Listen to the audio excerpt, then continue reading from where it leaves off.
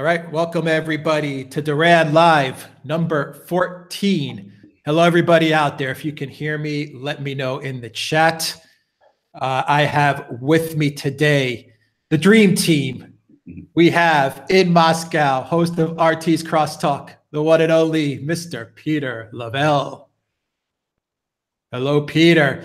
And we have, sitting in the center of my Google Hangouts box, I see International Affairs and Security Analyst, the brilliant Mark Sleboda. And of course, rounding it out from London, UK, home of the great Theresa May. We have Alexander Mercouris, editor-in-chief of the Duran. Hello, everybody, and everyone joining us. Everybody got a great intro except for Alexander Mercouris. To be so coupled with Theresa May, my God. Okay. We'll have a lot of discussion on Brexit, so Alexander Mercouris can refute that great Theresa May introduction, of course. And welcome to everyone who is joining us wherever you are in the world. I saw some people that checked in from Arizona, from Melbourne, let's see, Mexico. Where else is everyone viewing us from? Send us your messages, send us your super chats. Guys, go to the Duran shop. We've revamped the store. We have some great products. We got hoodies. We've got long sleeves. Really, really excellent quality of merchandise. If you buy those shirts, they really help us out a lot. And guys, we had a lot of people sending us questions before the chat. So let me get to those questions before we get to the super chats. So let me get to the questions that people sent us on our post for the live chat event. And then we will get to the super chats. So Mark, actually a couple of people would like to have an update as to what's going on in Kosovo, in specific what happened with Kosovo not voting for in the Interpol vote, and the fact that there seems to be some tension in Kosovo with the Serb civilians in Kosovo, and the Serbian army seems a little bit on edge with what's happening there. Can you give us an update, Mark, on Kosovo? Yeah, I mean, the tensions have ratcheted up, principally because there was a political push, right, for a deal to be struck with the EU hoping that Serbia would recognize Kosovo in return for being able to join the EU, proper, and the deal to do so, I believe, involved a land exchange, right? Which would technically mean cleansing people off of some land where there is majority Serbs in what the West now considers Kosovo. It is not, of course, it is Serbia. And some other piece of land would be given over to Kosovo in exchange. The deal is kind of a non-starter. There have also been tensions involving a dam, water supply and a dam on the border between, what is Serbia and what the West considers their little protectorate, Kosovo, carved out of Serbia. So this has led to a growing amount of tensions, and it's politically inspired because there is again a political attempt by Serbian leaders whom are all too willing, if only their people would be, to sell out Serbian territory and sovereignty in exchange for being allowed to join the EU, and it's really a shame. All right. Thank you for that update, Mark. Alexander, we're going to get to a lot of Brexit, but we have some questions that people have asked before we started the live chat. So I'll give you a couple of these questions. And then, of course, we're going to get to a lot of Brexit afterwards. But one of the questions is from S. Bennett. And the question is it possible to have Theresa May arrested for not obeying the will of the British people? This is a serious question. We are not getting what we voted for. Well, it is a serious question, I'm sure, but it is not it's not going to happen. It's not possible. She's not committed any actual crime. Can I just point out a point which always needs to be remembered is that referendum was an advisory referendum. So simply ignoring it was actually always the option that was there.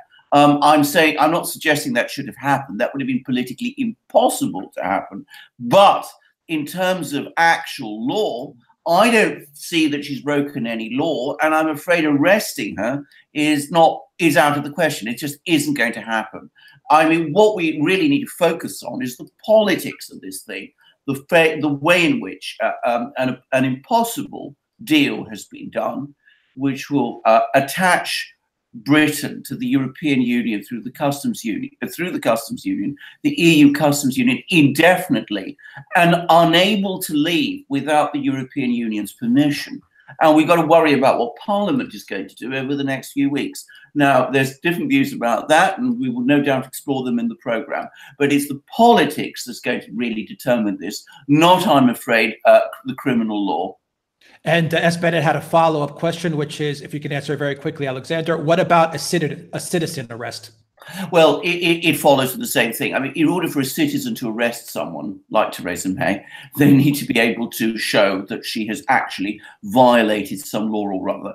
I don't think that it's realistic to say that she has. I mean, I don't really see which law she has violated, and I can say quite definitely that she hasn't. And I mean, anybody unwise enough to try doing that, trying to arrest the Prime Minister of Britain, is going to be immediately under attack from her bodyguards, and I would strongly advise not to do that, because it is far more likely that that person will get arrested and be sent to prison. So it's not something I would advise anybody even to try. All right, Peter, we have a question for you, which is, what influence does Trotskyite ideology have on current American politics and feminism? Well, I would probably drop the word Trotsky. I mean, of course, the original neocons profess to be Trotskyites, but essentially that's kind of a code for more just this post-Marxist cultural paradigm that was developed in France in the 1960s and 1970s. You know, the Foucault types and stuff like that, Derrida and all of them. I've read actually all of them. I think most people that go throw on that lingo have never read any of the books. But there is an influence. I think we've said it before, and I'll just really encapsulate it here. It's just this Trotskyite postmodernism, post-structuralism approach is just to take the Marxist paradigm and take out, you have the oppressive capitalists and the oppressed workers. So you get rid of those two agents, and then you put in male patriarchy oppressing women, white males oppressing minorities. It's the same exact, it works exactly the same way. And it's easy to understand. That's one of the attractions of it. It's completely false intellectually, but it's very attractive. I mean, look at this Alexandra Ocasio-Cortez. I mean, she speaks it all the time. I mean, that's what she was taught. That's what everyone is taught that virtually in American universities right now. I dare say probably in the UK. So they're being taught this paradigm, and the language is very, very accessible. It sounds really cool. You feel morally really good too. But it's actually very, very destructive. So this paradigm that came from Marxism has just been it's been a transmigration into this postmodernist, post-Marxist interpretation of history. Yeah, it didn't work as getting rid of capitalism whatsoever. As a matter of fact, most of the people that propagated actually benefit very much from capitalism. Go ahead, Mark. Yeah, we need to drop this term cultural Marxism because it's nonsense. You know, we know what you're talking about. I don't agree with that. I think it actually says a lot. I think the proper term is liberalism, right? What we're talking about here is if you want an extreme postmodern liberalism, because that's everything, you know, if you follow on from Adorno and the Frankfurt School that has led into all of this, the social justice workers and so on. Marxism, leftism is the exact opposite. I was going to say reification of the individual and the atomization of society, which is what. But then I would say cultural Marxism has captured what we would call liberals, and I wouldn't disagree with you on that. I'd say the other way around. But Yeah. Okay. Well, can I just say, because of course I've actually read quite a lot of Marx, and including Capital. I like reading Marx. Marx is interesting. Marx would have hated this phenomenon. I mean, he would have rejected it as a totally unscientific, entirely wrong thing. He would not have recognized Marxism, his own Marxism in it.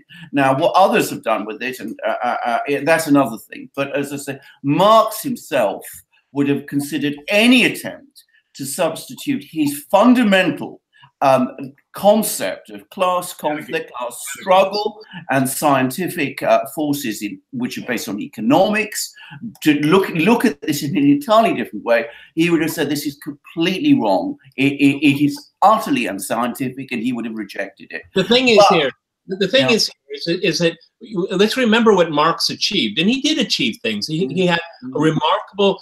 He observed capitalism and told us how it worked. I mean, he wasn't always right, but what cultural Marxists, my term now, proscriptive. They're telling us what to do. See, Marx had very little to say about socialism. Very little.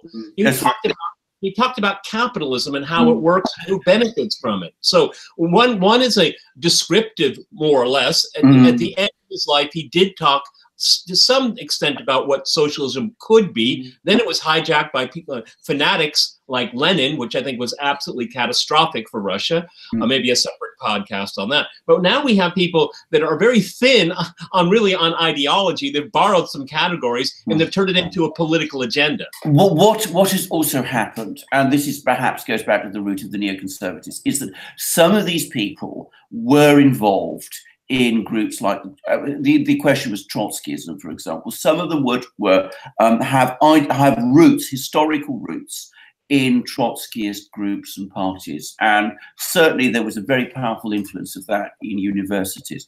And I think they have taken some of the political methods that they developed as part of that into other spheres, even though very often, as I said, they are deeply antagonistic now to the ideas that classical Marxism originally had. So there is a link, but I mean, I think we've got to be very careful how we use these words, because, as I said, cultural Marxism is not Marxism. It may serve as a useful label for a certain practice. That's a very very fair point. When I say cultural Marxism, I'm focusing it on the culture, what's being done to culture.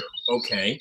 And when I say Marxism, I'm using what was at one time his paradigm, the how he built his paradigm, not what was contained in it. So I will concede a millimeter to Mark. Then I will reconsider using it.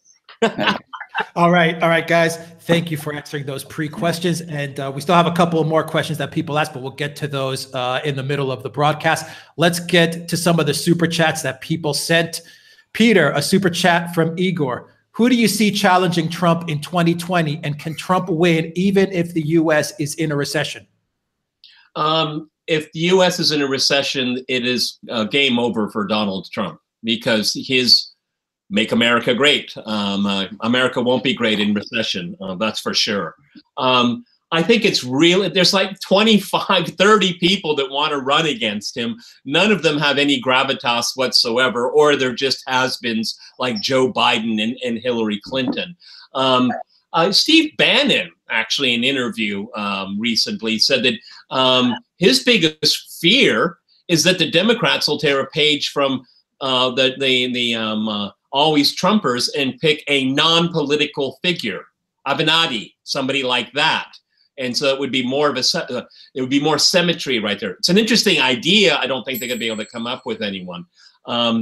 Remember, everyone, usually when an incumbent president runs for re-election, it's usually the incumbent's campaign to lose, because the presidency has a lot of perks and privileges. Number one, you don't necessarily have to campaign. It's called the Rose Garden strategy, okay? And he can be acting presidential, while his opponent will have to aspire to be presidential.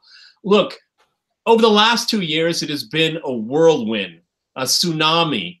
Just expect it to get worse, everybody. Let's have this conversation in about 6 months, and I think maybe there'll be a little glimmer of light at who will run against him and under what policies. All right. Imre gave us a £5 super chat. Thank you, Imre. He says, let's get this party started. Thank you very much for that super chat. And Alexander, we have a super chat from Luke, and it has to do with news on the frozen Tesla. So Tesla, Elon Musk. Alexander, what's your take on Tesla? Is it the real deal? Is Elon Musk of sound mind and of sound body? Well, I think he was probably a man of great intelligence and ability who has, I think, lost his way. And I think he lost his way quite some time ago. And I think he overinvested in this technology, which I think is premature. This is my own personal view. So I think he has never really got on top of the industrial process. And I think he has oversold a technology which is not really ready. And I think if you also look at the financial realities of Tesla, they've never really made very much sense to me. And I don't think they make much sense to many economic and financial analysts. I think the one thing that has kept this thing going, and I think it may keep it going for a little while, is that in the United States, still, despite interest rates going up, money is still very cheap. There is a huge amount of money sloshing around the system, which is finding its way into things like electric cars, into shale oil and gas, into all sorts of things. Some of these things, no doubt, are going to be long-term successes. But I think the electric car thing was a classic example of a distorted and mistaken investment in a time of easy money. All right. Thank you, Alexander, for I think answering Elon that Musk question. is a great self-promoter who has self-destructed recently. Absolutely. Exactly. Yeah. He's an alpha male and a beta male at the same time. He's an interesting well, more than anything else, he's entertaining. He's entertaining. Yeah. That's why people like him. He's entertaining. Yeah. So moving away from Tesla, let's get into one of the big stories, guys. And Billy B kind of says it well. He'll kick it off. He says, to the Duran, is Macron the reincarnation of Napoleon? And that question may be a little tongue-in-cheek, but Peter, there are protests in France. There is fire in the streets. Yep. What is going on? What's your take on this? Well, this is going to be a sneak preview to CrossTalk that will air in a few hours. We ended it by saying, Macron must go. Macron must go. Look, I mean, Dmitry Babich brought it up, and it was really smart, you know. Or was it you, Mark? Look, I mean, there were riots in Kiev on the Maidan, and there was violence and extreme rhetoric, and of course, in France, it's just considered as some kind of little disturbance, and then it happens to a country like Ukraine, where the West coveted, well, then this is a massacre. So, you know, the double standards are glaring. Well, what this shows, more than anything else, that Macron is way out of his depth. Okay, he's an invention of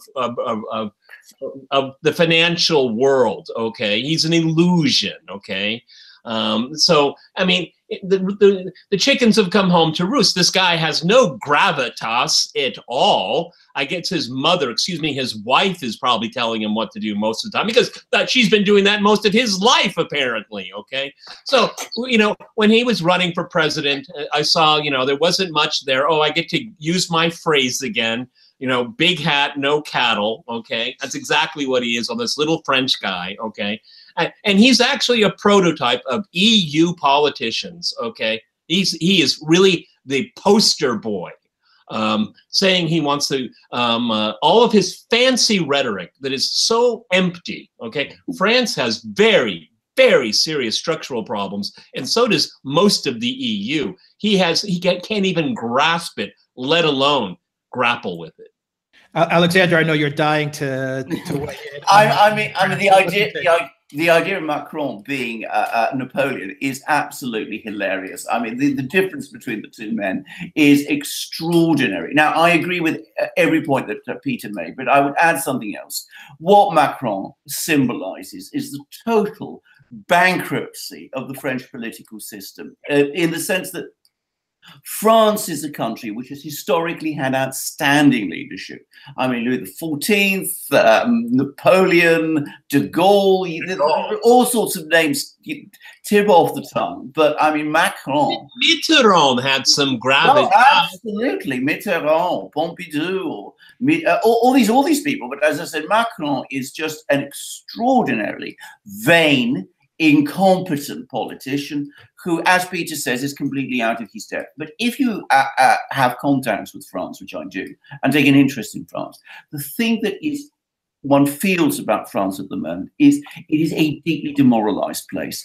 French people are extremely unhappy with the state of France. They don't see a clear way through. There is still enormous opposition to Marine Le Pen because the nature of French history makes any election of someone like her extraordinarily difficult. The French left, which has been such an enormously powerful force from the time of the French Revolution, and let's be clear, the concept of the left actually originates in France. It's a term that was invented during the first French Revolution of the 1790s. Anyway, there is no real left at the moment in France. Something perhaps is slowly coming together, but it's not yet really gained traction. So there is vast degree of demoralization. It affects every level of French society. And in that respect, Macron is himself a symptom of this problem, because you look at him and you say, well, this is in some ways, this man does embody a truth about France now. Now, I'm afraid all these protests that we're seeing in France, they're not going to result in a revolution. They're not going to result in Macron being overthrown. Peter is absolutely right. He can use as much force as he likes, and he will, and suppress them as brutally as he wishes. And you're never going to hear any of the complaints that Yanukovych got about how wickedly he was behaving on Maidan, which he wasn't, by the way. But the fundamental problem about France being in deep moral crisis, more a moral crisis, by the way, than an economic crisis, and it will continue. Yeah. And it's not obvious to me at the moment where this is going. I say this as somebody who has a great affinity and affection for France. Yeah, he's like a political avatar reflecting reality. Absolutely. Yeah. Mark, what's your take on what's happening in France right now? Yeah, so these protests began over the price of fuel, taxes, an increase in the price of fuel, including new taxes on it. And they've quickly blown up into general and very large protests against economic conditions in France and against Macron's bankster neoliberal presidency in general. And they are, fairly serious at this point. They're not going to lead to a revolution, for another French Revolution, unfortunately, of course. But they are. He just got demonetized. So I saw. They're called the yellow vest protests, right? And that's what, the protesters are working. They're blockading. I saw one of the protesters with on the back of his vest, he had printed, Macron, the only old retired woman still supporting you is your wife. Ouch, ouch. Ouch, ouch. So,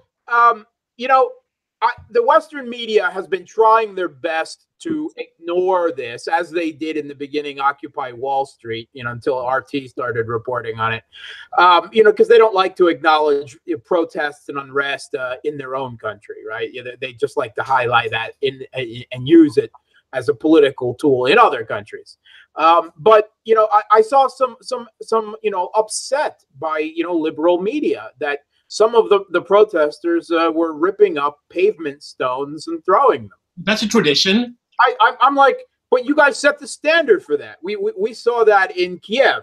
Protesters who were not just ripping up pavement stones and throwing them at police, but throwing thousands of Molotov cocktails, building do-it-yourself brutal weapons and using them on police, storming government buildings. According to you, that was peaceful protest. So I support this peaceful protest against the Macron regime in France.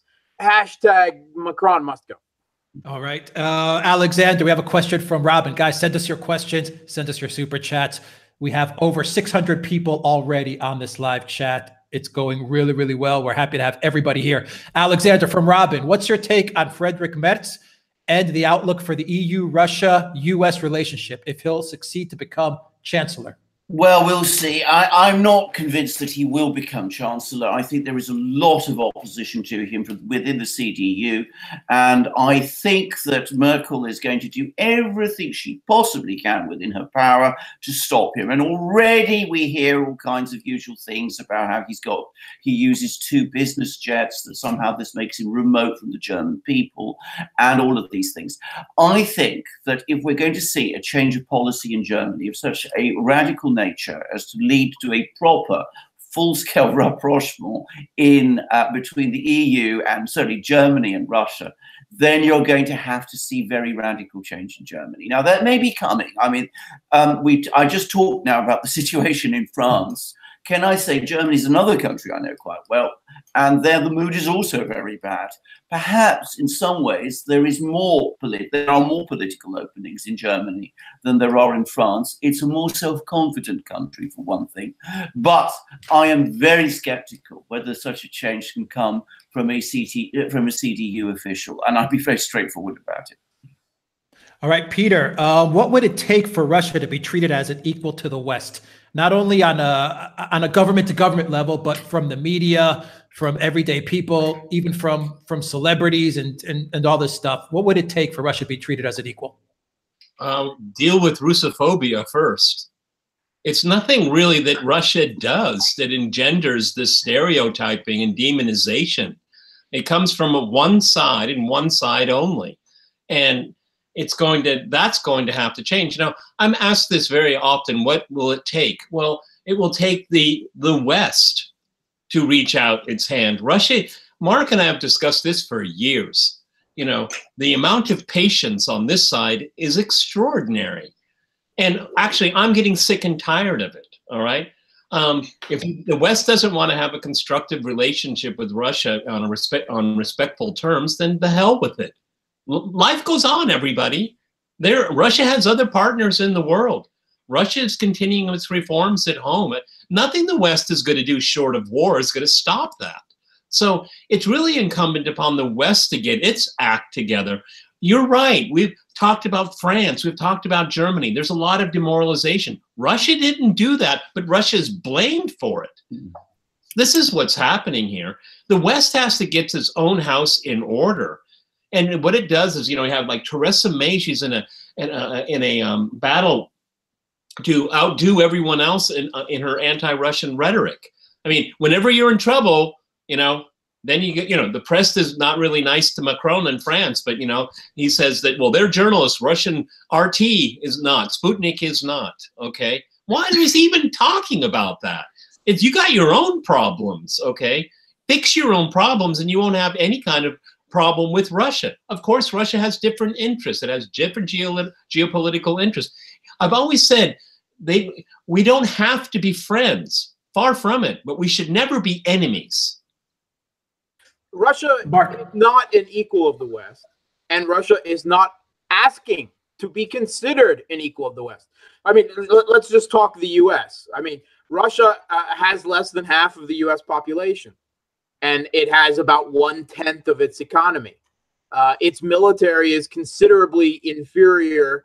It's certainly in size to that of the United States, and you know, even the continental EU, you know, members of NATO, the continental European members of NATO spend close to 4 times what Russia does on defense. The only 2 areas where Russia is equal to the West is in their consideration as a state at the UN, and of course their voting rights on the UN Security Council, and in terms of nuclear weapons. And Russia does not demand to be treated as an equal. It has limited geopolitical horizons this day. Russia is not asking, as the US did, to have its national interests exerted all over the world. Look at the way Russia laid completely back off of Libya and Yemen and these other situations that are well beyond where it can and should project power. Russia is simply asking that its own political sovereignty and its red line security interests in its immediate neighborhood, where it has history and culture and influence today, be respected. And that's not the same thing. It's a basic fundamental of realist foreign policy, right? And international law for that point. That's all that Russia is asking for. God forbid that Russia should be a normal country equal to the United States. The world couldn't fit two United States or two countries trying to act like the United States on it, right? I mean, that would be a short path to World War III. Russia has considerably less interest, and even those are not being respected in May. And culturally, let's remember that the West has always considered Russia as essentially a barbarian on their periphery. I mean, that's a cultural type of racism that has been prevalent for centuries. Alexander, do you want to chime in? Yes, I mean, there's one point I do want to make, which is very simply this. I agree, by the way, with Mark's essential points about Russia not being the equal. Certainly not equal in power to the United States, and it's not equal in power to the West. But Russia is nonetheless, as these things count today, a great power. No other European state is. And I think that is a point which perhaps we need to bear in mind. When the Germans and the British and the French and the Italians come to Moscow, they are coming to the capital of a great power. And a great power is more equal than they are, if I can put it like that. Not a superpower. Not a superpower. Really a great power. A great power. So at that individual level, there is that other side of it. And I think we need to always bear that in mind when discussing European relations with the Russians. Now, the fundamental problem in international relations is not Russia and its inability to get the West to accept it on an equal basis. The fundamental problem in international relations is that you have one country, the United States, which does not accept that any other country, however powerful it may be, however influential or sovereign it may consider itself to be, has any legitimate interests. It doesn't accept that China has legitimate interests in the South China Sea. It doesn't accept that Russia has legitimate interests in the territories that Russia refers to as its near abroad. It doesn't accept that other countries have red lines. And this is causing enormous problems in the international situation. The change, if we want to see a change in perspective, a relaxation of tensions, can only come if people in Washington understand that other countries may not be equal to them, but they also have legitimate security and political interests. Until that happens, we're going to see international tension continue. All right, Peter, you had a guest with you sitting on your shoulder. Who was that, Peter? And then I've got a very broad question for you, which I would like you to get That's my Chihuahua. His name is Buddy, and he's a little over, only a few days ago, he had his first birthday. So he's a little... All right, so Buddy was in the chat for a little bit, and now Buddy is gone. But Peter, here's the question, and then I would like all three of you to chime in on this one. Talk about the decline of American empire. We hear that a lot. There's articles written about it a lot. What is your take on what people say that the American empire is in decline? True or not true? Oh, I think it's definitely true. There's a lot of strategic overstretch. There's no doubt about that. The interesting thing is that this overstretch, it creates a lot of encumbering and difficult alliances. I mean, we could talk for hours about the South China Sea and the coalition that the U.S. has been able to develop and recruit to contain China. And all these countries are very different. They have different attitudes towards China. They want to see if they can be a free rider. It becomes very dangerous for the United States to be constantly involved all around the world, because they get themselves into a situation where they'll have to fight a war that necessarily do not want to fight. And their surrogates around the world know that. So there's a lot of extortion from the United States. I don't see what outside, I mean, we could go back to the kind of typical left-wing 1960s, you know, it's just for oil and arms and all that. Now, unfortunately, it's a lot deeper than that. It's part of the American psyche. It's a cultural problem as well. That's why, you know, if you watch cable TV, you get very little foreign news unless it is beneficial to the empire, okay? Like, Venezuela should change its government. I mean, why should Venezuela has to take care of itself? Stop meddling in its domestic affairs, and maybe things will get better. Maybe a big change will come, but they have to do that. No, the U.S. takes it upon itself. I'm echoing what we've just said earlier. Takes it upon itself to determine the national interest of every country in the world, including adversaries. I mean, what in the world business is it in the United States to regulate where Syria can import oil when American troops are illegally occupying Syrian territory where they have their own oil, okay? No one in the United States ever talks about that.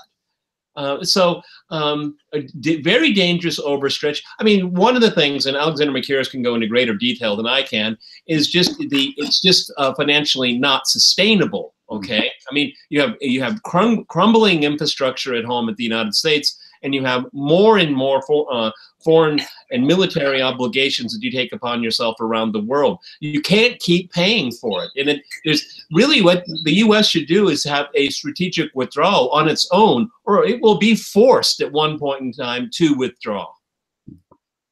Mark, what do you think about the notion of the decline of American empire? Yeah, America, I prefer to not call it empire or imperialism, simply because that, while still accurate to a large degree, depending on how you're discussing it, still has a lot of negative cachet left over from the Cold War. And people tend to stop paying attention to you when you use words like empire, imperialism, which is why I prefer to use the term hegemony. And even technically, it's more of a suzerainty in its actual political relations than a hegemony, but hegemony is an academic term that is generally accepted. Although there are plenty of America's own political scientists and ideologists who are more than happy to talk about America's liberal empire of beneficence, as they call it. It is declining. There's no question about that. We've passed its peak.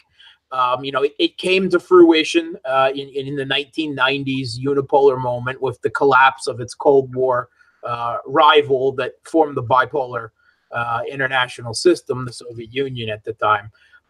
But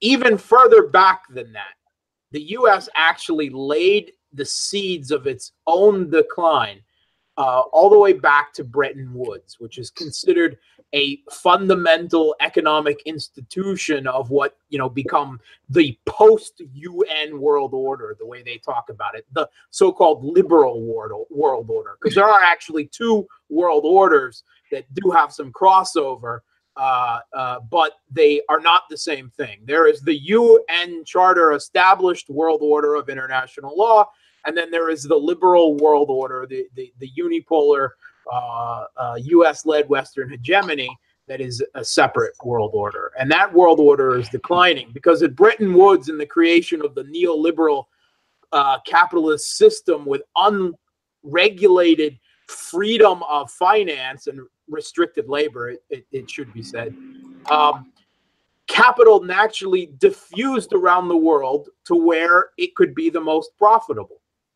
Which was China and other countries like Indonesia and so on. And that's when all the manufacturing and the industry and everything moved there. So what you've seen in the past a few decades, since the mid 80s, is a movement of wealth, of capital, away from the United States and generally the West, and to China and to the Gulf, and to other countries, and even in the post-90s situation, the post-2000 situation, actually, even back to Russia. And this is weakening the U.S. The other thing weakening the U.S., of course, is its imperial overstretch. Its network of over 1,000 military bases around the world, being involved in, shadow conflicts, wars, and occupations in some dozen countries, and having special forces active, and I think in some 140 countries out of 192 in the world. It's insane. It's imperial overstretch. There's just a report out the other day that just what is considered the war on terror, Afghanistan, Iraq, and subsequent operations in Yemen and Syria and so on, that the United States has spent more than $6 trillion since 9/11, $6 trillion. And despite that, other reports have clearly indicated that actually terrorism has spread, has become far more powerful, holding a whole chunk of Syria now, spread to basically everywhere the United States has interfered and created a power vacuum: Afghanistan, Libya, Syria, Yemen. Terrorist networks have spread along with it, side by side, actually feeding off of its military operations. And, this has led us to the moment of the $20 trillion U.S. Debt and the nearly, $1 trillion deficit, that the U.S. is facing today. And this is, the U.S. could only keep, quantitative easing, printing itself out of this for so long as it's declaring economic war on the rest of the world, denying it access with sanctions and tariff to financial capital. It's all leading to a collapse of the dominance of the dollar, you want to call it the petrodollar, which still maintains this totally fictitious global economic system based on the US dollar as the reserve currency and the US military as the global military hegemon's police force, as it were. And the piper, the butcher bill is coming due. And it just, in the last few years, we've seen situations in Georgia with the August war, in Ukraine, and in Syria, where countries, particularly Russia, China in their own backyard in the South China Sea, is starting to push back and assert their own sovereignty and however minute compared to the United States global sphere of influence, their own red line security interests in their own neighborhoods. And the U.S. has been unable, and that terrifies U.S. neocons and geopolitical thinkers. There's nothing that scares them more than Sino-Russian condominium, the growing alliance between China and Russia. And there have just been military papers in the U.S. out in the past month that indicated that in a global war, the United States, if it fought a war in Russia or China's backyard, it would lose. And if it fought Russia and China at the same time, it would lose badly. And that's not considering a nuclear situation.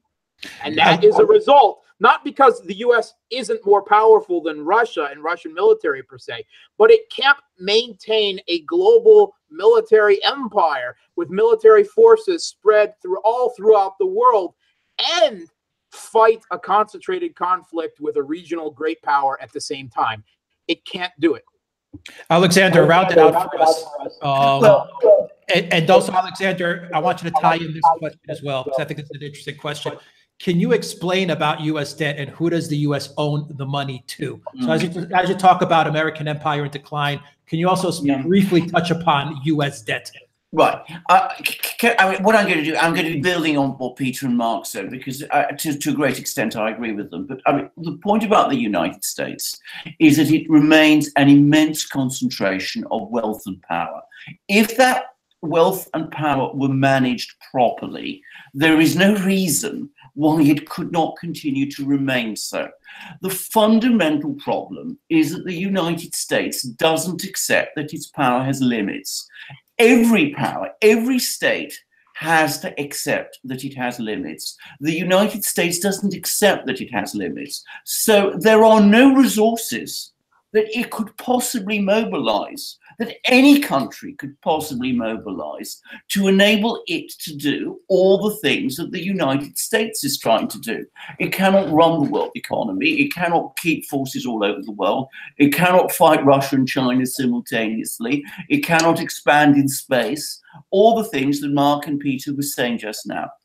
And trying to do that is having a series of very negative effects. It is draining economic vitality from the heartland because resources are being expended to do these things. It is mobilizing opposition to the United States around the world so that countries like China and Russia, which had no wish to find themselves in a confrontation with the United States, but have found that they are in a position where they are in confrontation with the United States, are inevitably drawing together, increasing the United States' problems. And of course, it is exhausting the United States' financial capital and intellectual energy, as its political leaders are spending more time wondering what is going on in Syria or the Galapagos Islands or Myanmar or wherever than they are worrying about what is going on in their own heartlands. And of course, in order to keep the bills paid on all of this, they have to either borrow money or print it. And this is where we come back to the other question about who does the United States owe most of this money to? Well, it owes a lot of this money, most of it is actually owed to US citizens. I mean, other countries, China, Russia, Japan, own a large amount of US debt, but most of the sort of entities and organizations that buy US Treasury bonds are actually US citizens or US corporations. And if you listen to people like Paul Krugman and Dean Baker and these scientists, these economists rather, they will tell you that because it is the US that primarily owes its own debt and because the United States manages its own currency, this isn't a problem. The United States can run up debts as big as possible, and it doesn't matter. That is a totally false economic argument because debts have to be paid at some point. And already we are moving to a position where we're going to find that more and more of US budget expenditure has to be used for debt repayments. Look at the interest. Especially, well, you're going to take the words out of my mouth. At the moment, of course, interest rates in the US are very low, but they won't remain low indefinitely.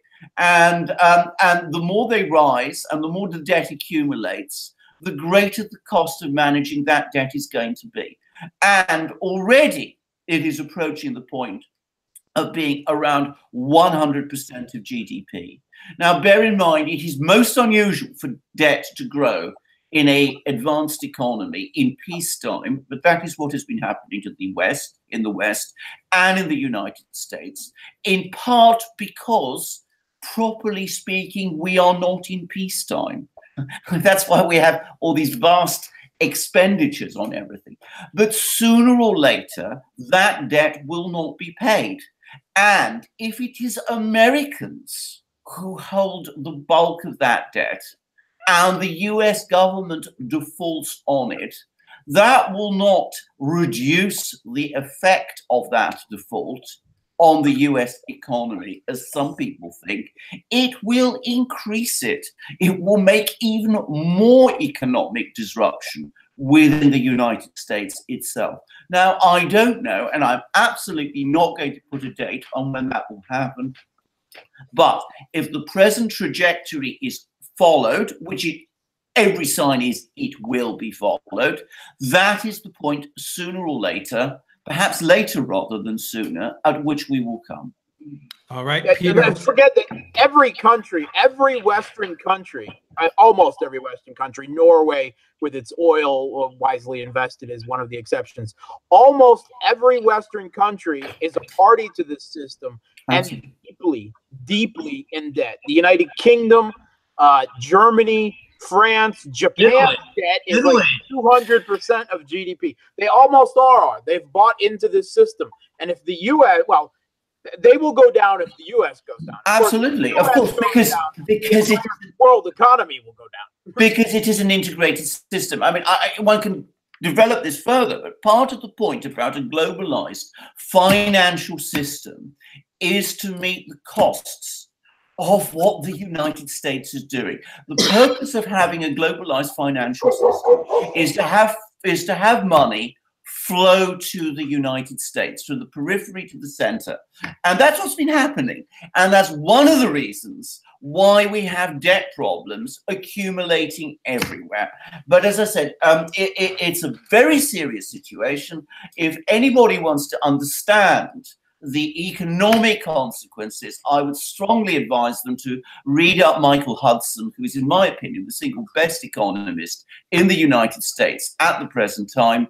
He can explain it in a very technical but very clear way, and I would recommend following not just his books, which are abundant, but also his various articles that he writes, and which can be found in all sorts of places, Counterpunch, UNS, wherever. All right, he's a very good expert on the Baltic states too. Well, he studies their test studies for him. Fascinating stuff. All right, Peter, we have let's keep moving. We have a $5 super chat from Borchty. He would like to know, Japan-Russia peace process, if it succeeds, will Japan keep its word? And separately, on a separate note, any possibility to interview or invite Kevin Rudd onto CrossTalk? Sure, we could. About Russia and Japan, you know, there's always a lot of hope there, but I just don't see it panning out right now. I've said repeatedly that there are the territorial a change in territorial lines that is, I'm afraid, out of the question right now. Those islands are part of Russia. That's a third rail in Russia, and it's not as much of a third rail it is for Japan, even though for a small group of people it is a big issue. But Russia is very sensitive about that. My point, or I think it can be, where both countries can move forward, is joint economic investment into the islands, making sure that the Japanese feel welcome there, that they can be involved in there, they accept that they have a level of attachment to it. But as far as giving the islands back, that's not in the cards at all, okay?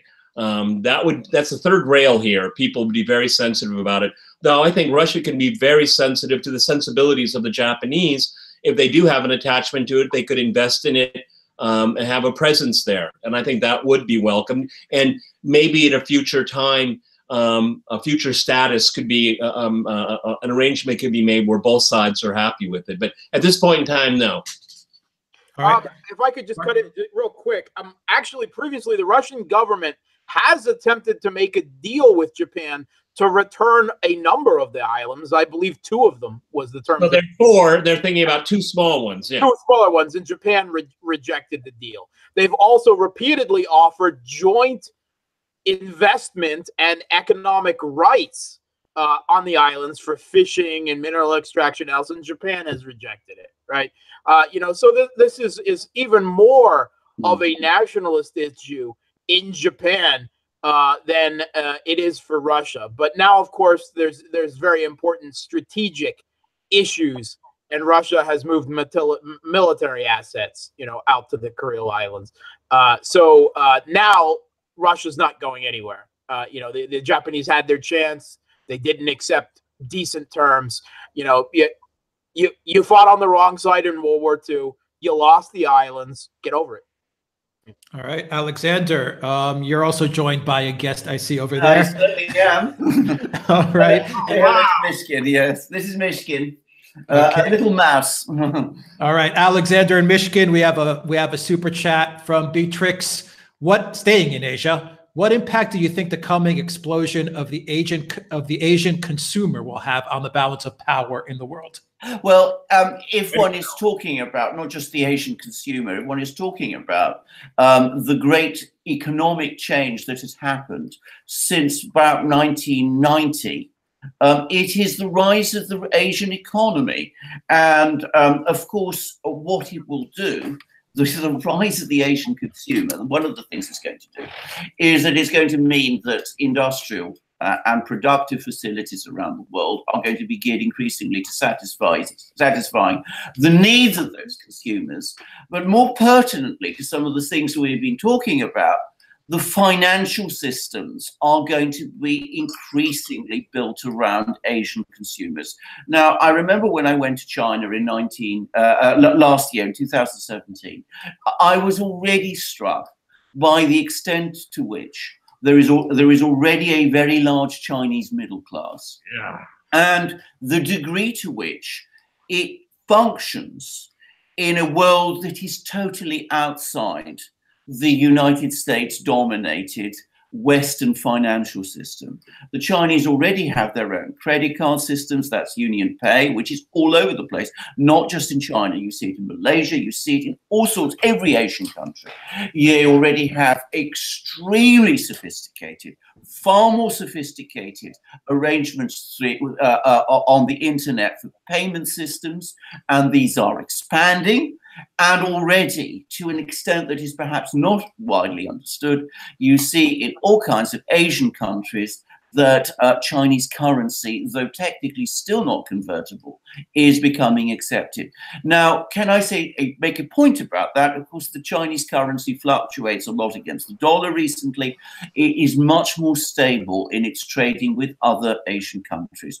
So we are seeing an increasing integration of the Asian economies. We are seeing China absolutely at the center of this, and inevitably, what the rise, not just of the Asian consumer, but of the Asian financial system, the Asian productive and industrial processes will cause, is that it will shift the balance of economic and ultimately political power away from where it has historically been in our recent history, which is the West. And that is the reality of it. Peter, what would a multipolar world look like? That's a question from Michael. Or are we in a multipolar world already? We're already there. I guess maybe if I could kind of tweak the question, is that what would it mean for the United States to accept the multipolar world? That is a leap of faith. I mean, if, having been brought up in the United States and only after leaving and thinking about it for years, is that I will use the word empire. It's not necessarily has to be a negative word. Okay, it's descriptive. That the U.S. has a special place in the world and a special place in the history of humanity. To deprogram that out of your mind, out of institutions, is that's an exorcism. That's a major. What's going to happen is that Mark kind of alluded to it, is that God has to fail, the empire has to fail, and and hopefully it isn't catastrophic for the whole world. This overreach, as I mentioned earlier, the U.S. puts itself into these entangling and alliances, and one day it will like 1914 all over again, and we're going to have to worry about the consequences of that, and maybe that will be a cold, sobering moment for the United States to realize this doesn't pay dividends for anybody, and maybe to start rationally kind of pulling back. That doesn't necessarily have to be translated into some kind of strategic defeat, though in the minds of the elites right now it would be. So a conflict where the United States is going to say, uh-oh, it's not worth it for us to continue this confrontation with country X, okay? So I think there'll be a test, and it'll be in our lifetime, okay, where the U.S. is going to have to decide, if it's going to continue its posture of being the hegemon, I like that word, or have to reassess what that actually means. What we're getting at is that it's really the Cold War that really kind of changed everything. We're going back to the way centuries of great powers, how you interact with each other. You know, look, Napoleon lost in his Napoleonic Wars. What did the international system do? Did it rip up France? Did it partition it, break it up into little countries, put all of its people into labor camps? No. They said, France disrupted the equilibrium. We will bring France back as an equal and play a major role in the concert of Europe. And it worked for a century, okay? The US needs to learn from history. Now I'm going to say something that's going to really irritate a lot of people, but actually Henry Kissinger's book, Diplomacy, is actually quite good, all right? It's a very academic, but it looks at different case studies through history and how equilibrium is always what is necessary to keep the peace and to promote prosperity. We're not in a moment of equilibrium. We're grossly tipped in the wrong direction. A good part of the world is beginning to understand and act out the multipolar world, except for the United States, and that's a big problem. All right, Mark, speaking about equilibrium, can Italy stand up to the EU when Greece cannot? Yeah, we all, I think we all on the CrossTalk panel, we all had, and Alexander, specifically, being Greek, we all had hopes initially for Cyprus, and they were all dashed quite thoroughly, and now in our circles, I think his name is almost a curse. Can Italy stand up? Well, Italy, of course, is a far more important country in the EU than Greece is, and it does have a little bit more leeway there, right? It is the number 3 country of the EU, if you consider that the UK has left, which the writing's still not on the debatable. We'll get to that. We'll get to that. But unfortunately, no, because Germany and France, especially Germany, but also working in concert with France, which is the real power, the dominance in the EU, they will pull the economic strings on Italy, which is a country in debt and with financial difficulties. It wasn't too long ago that we were talking that the Greek collapse might spread itself to Italy, and that always remains a possibility for the future.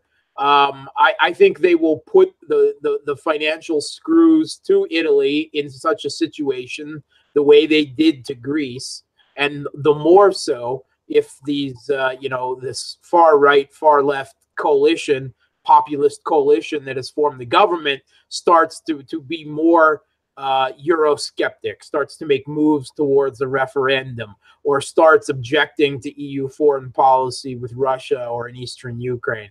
Then they'll really put the screws to them. And I don't think you'll see as catastrophic a situation as you have with Greece, where the entire country went abject, in complete surrender to Germany and has never recovered economically, and is probably not likely to.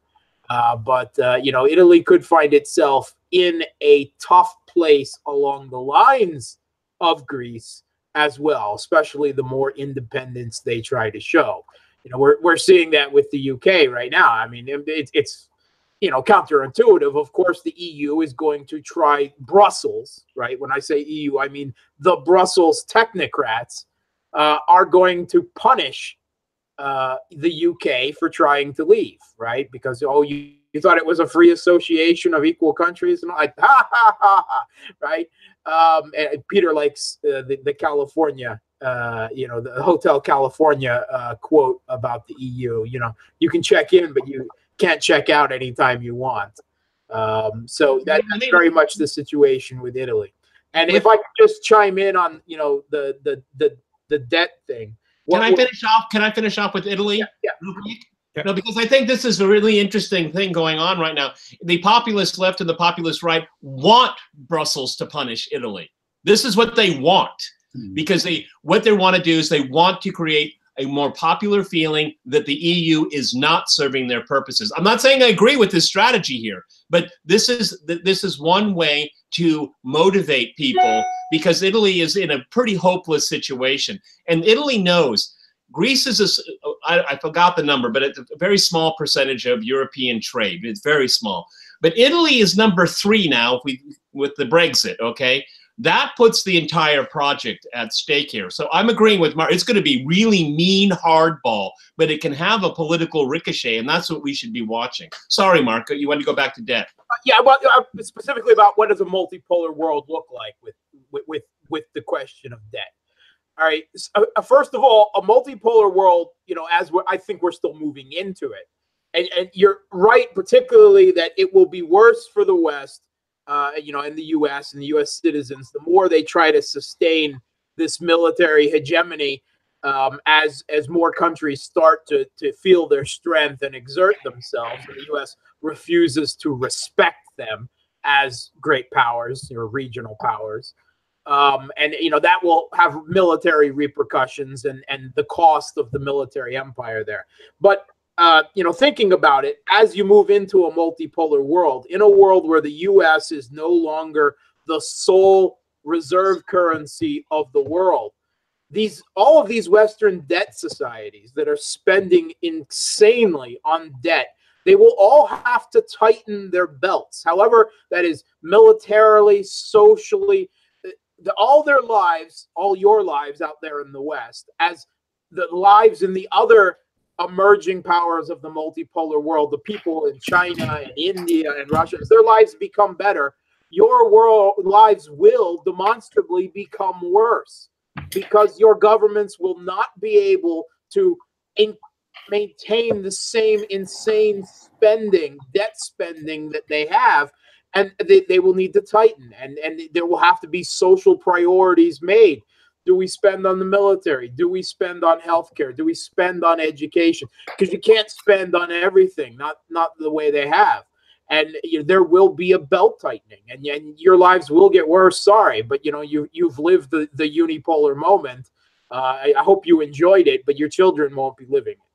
Yeah, and throw in a complete ditto with what Mark said here, and keep in mind, everybody, the boomers are only now beginning to retire. That entire generation is going to be retiring, and it's expecting a lot of benefits. Okay, that will be a very hot political issue in the U.S. and as it is in the European Union. When you have an aging population, the costs go up very, very high, and this is going to be really catastrophic if it isn't dealt with, because you can't have.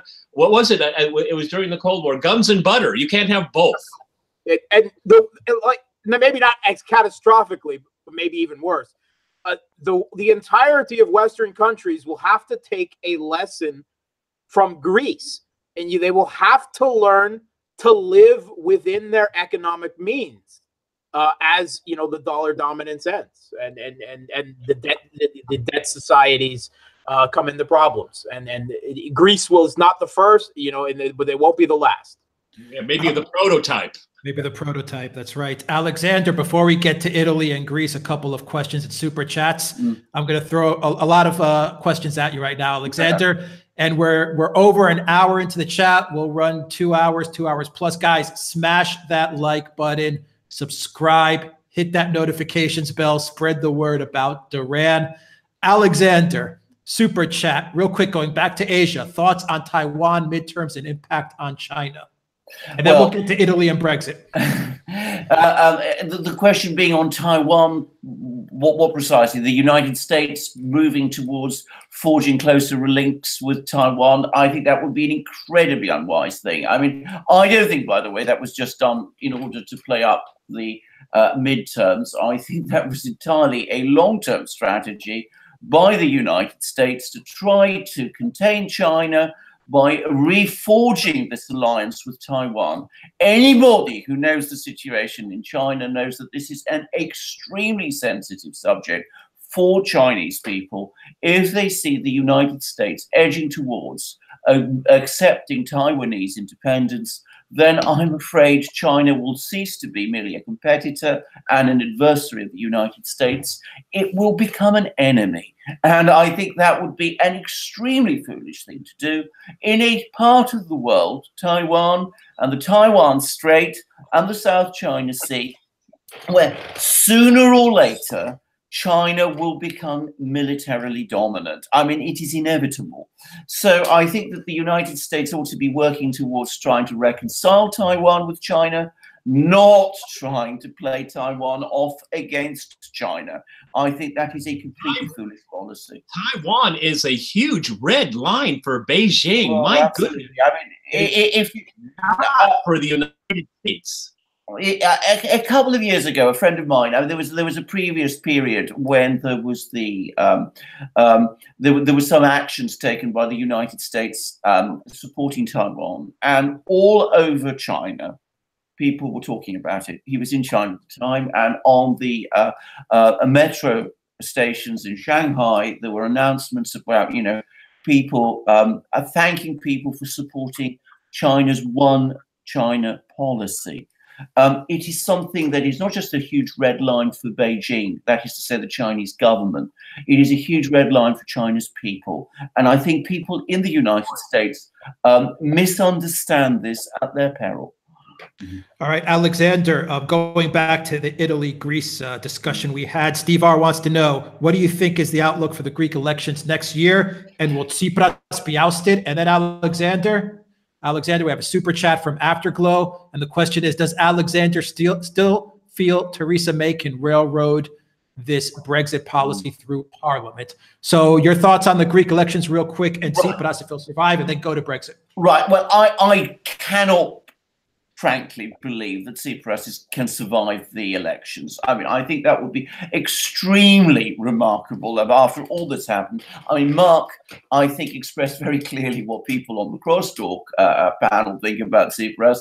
If you go to Greece, people's comments about Tsipras, most people's comments, are unprintable. There is a core of support for Syriza and for Tsipras. These are people on the payroll vault. He has hugely expanded the civil service and the bureaucracy, staffed it with his people. They will vote for him. I find it very difficult to believe that anybody else will.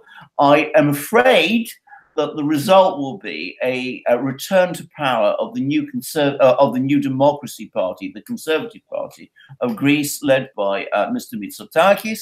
I'm afraid I think that will simply perpetuate the present situation, because I see no real evidence of new thinking from them. I would add, and it has not been widely reported, that there is a festering banking crisis underway in Greece.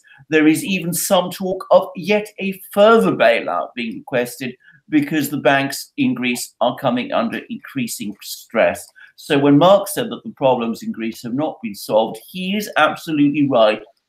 They are, if anything, getting worse again. So I cannot see Mr. Tsipras surviving the elections. I cannot, unfortunately, see any great change as a result of his not surviving the elections.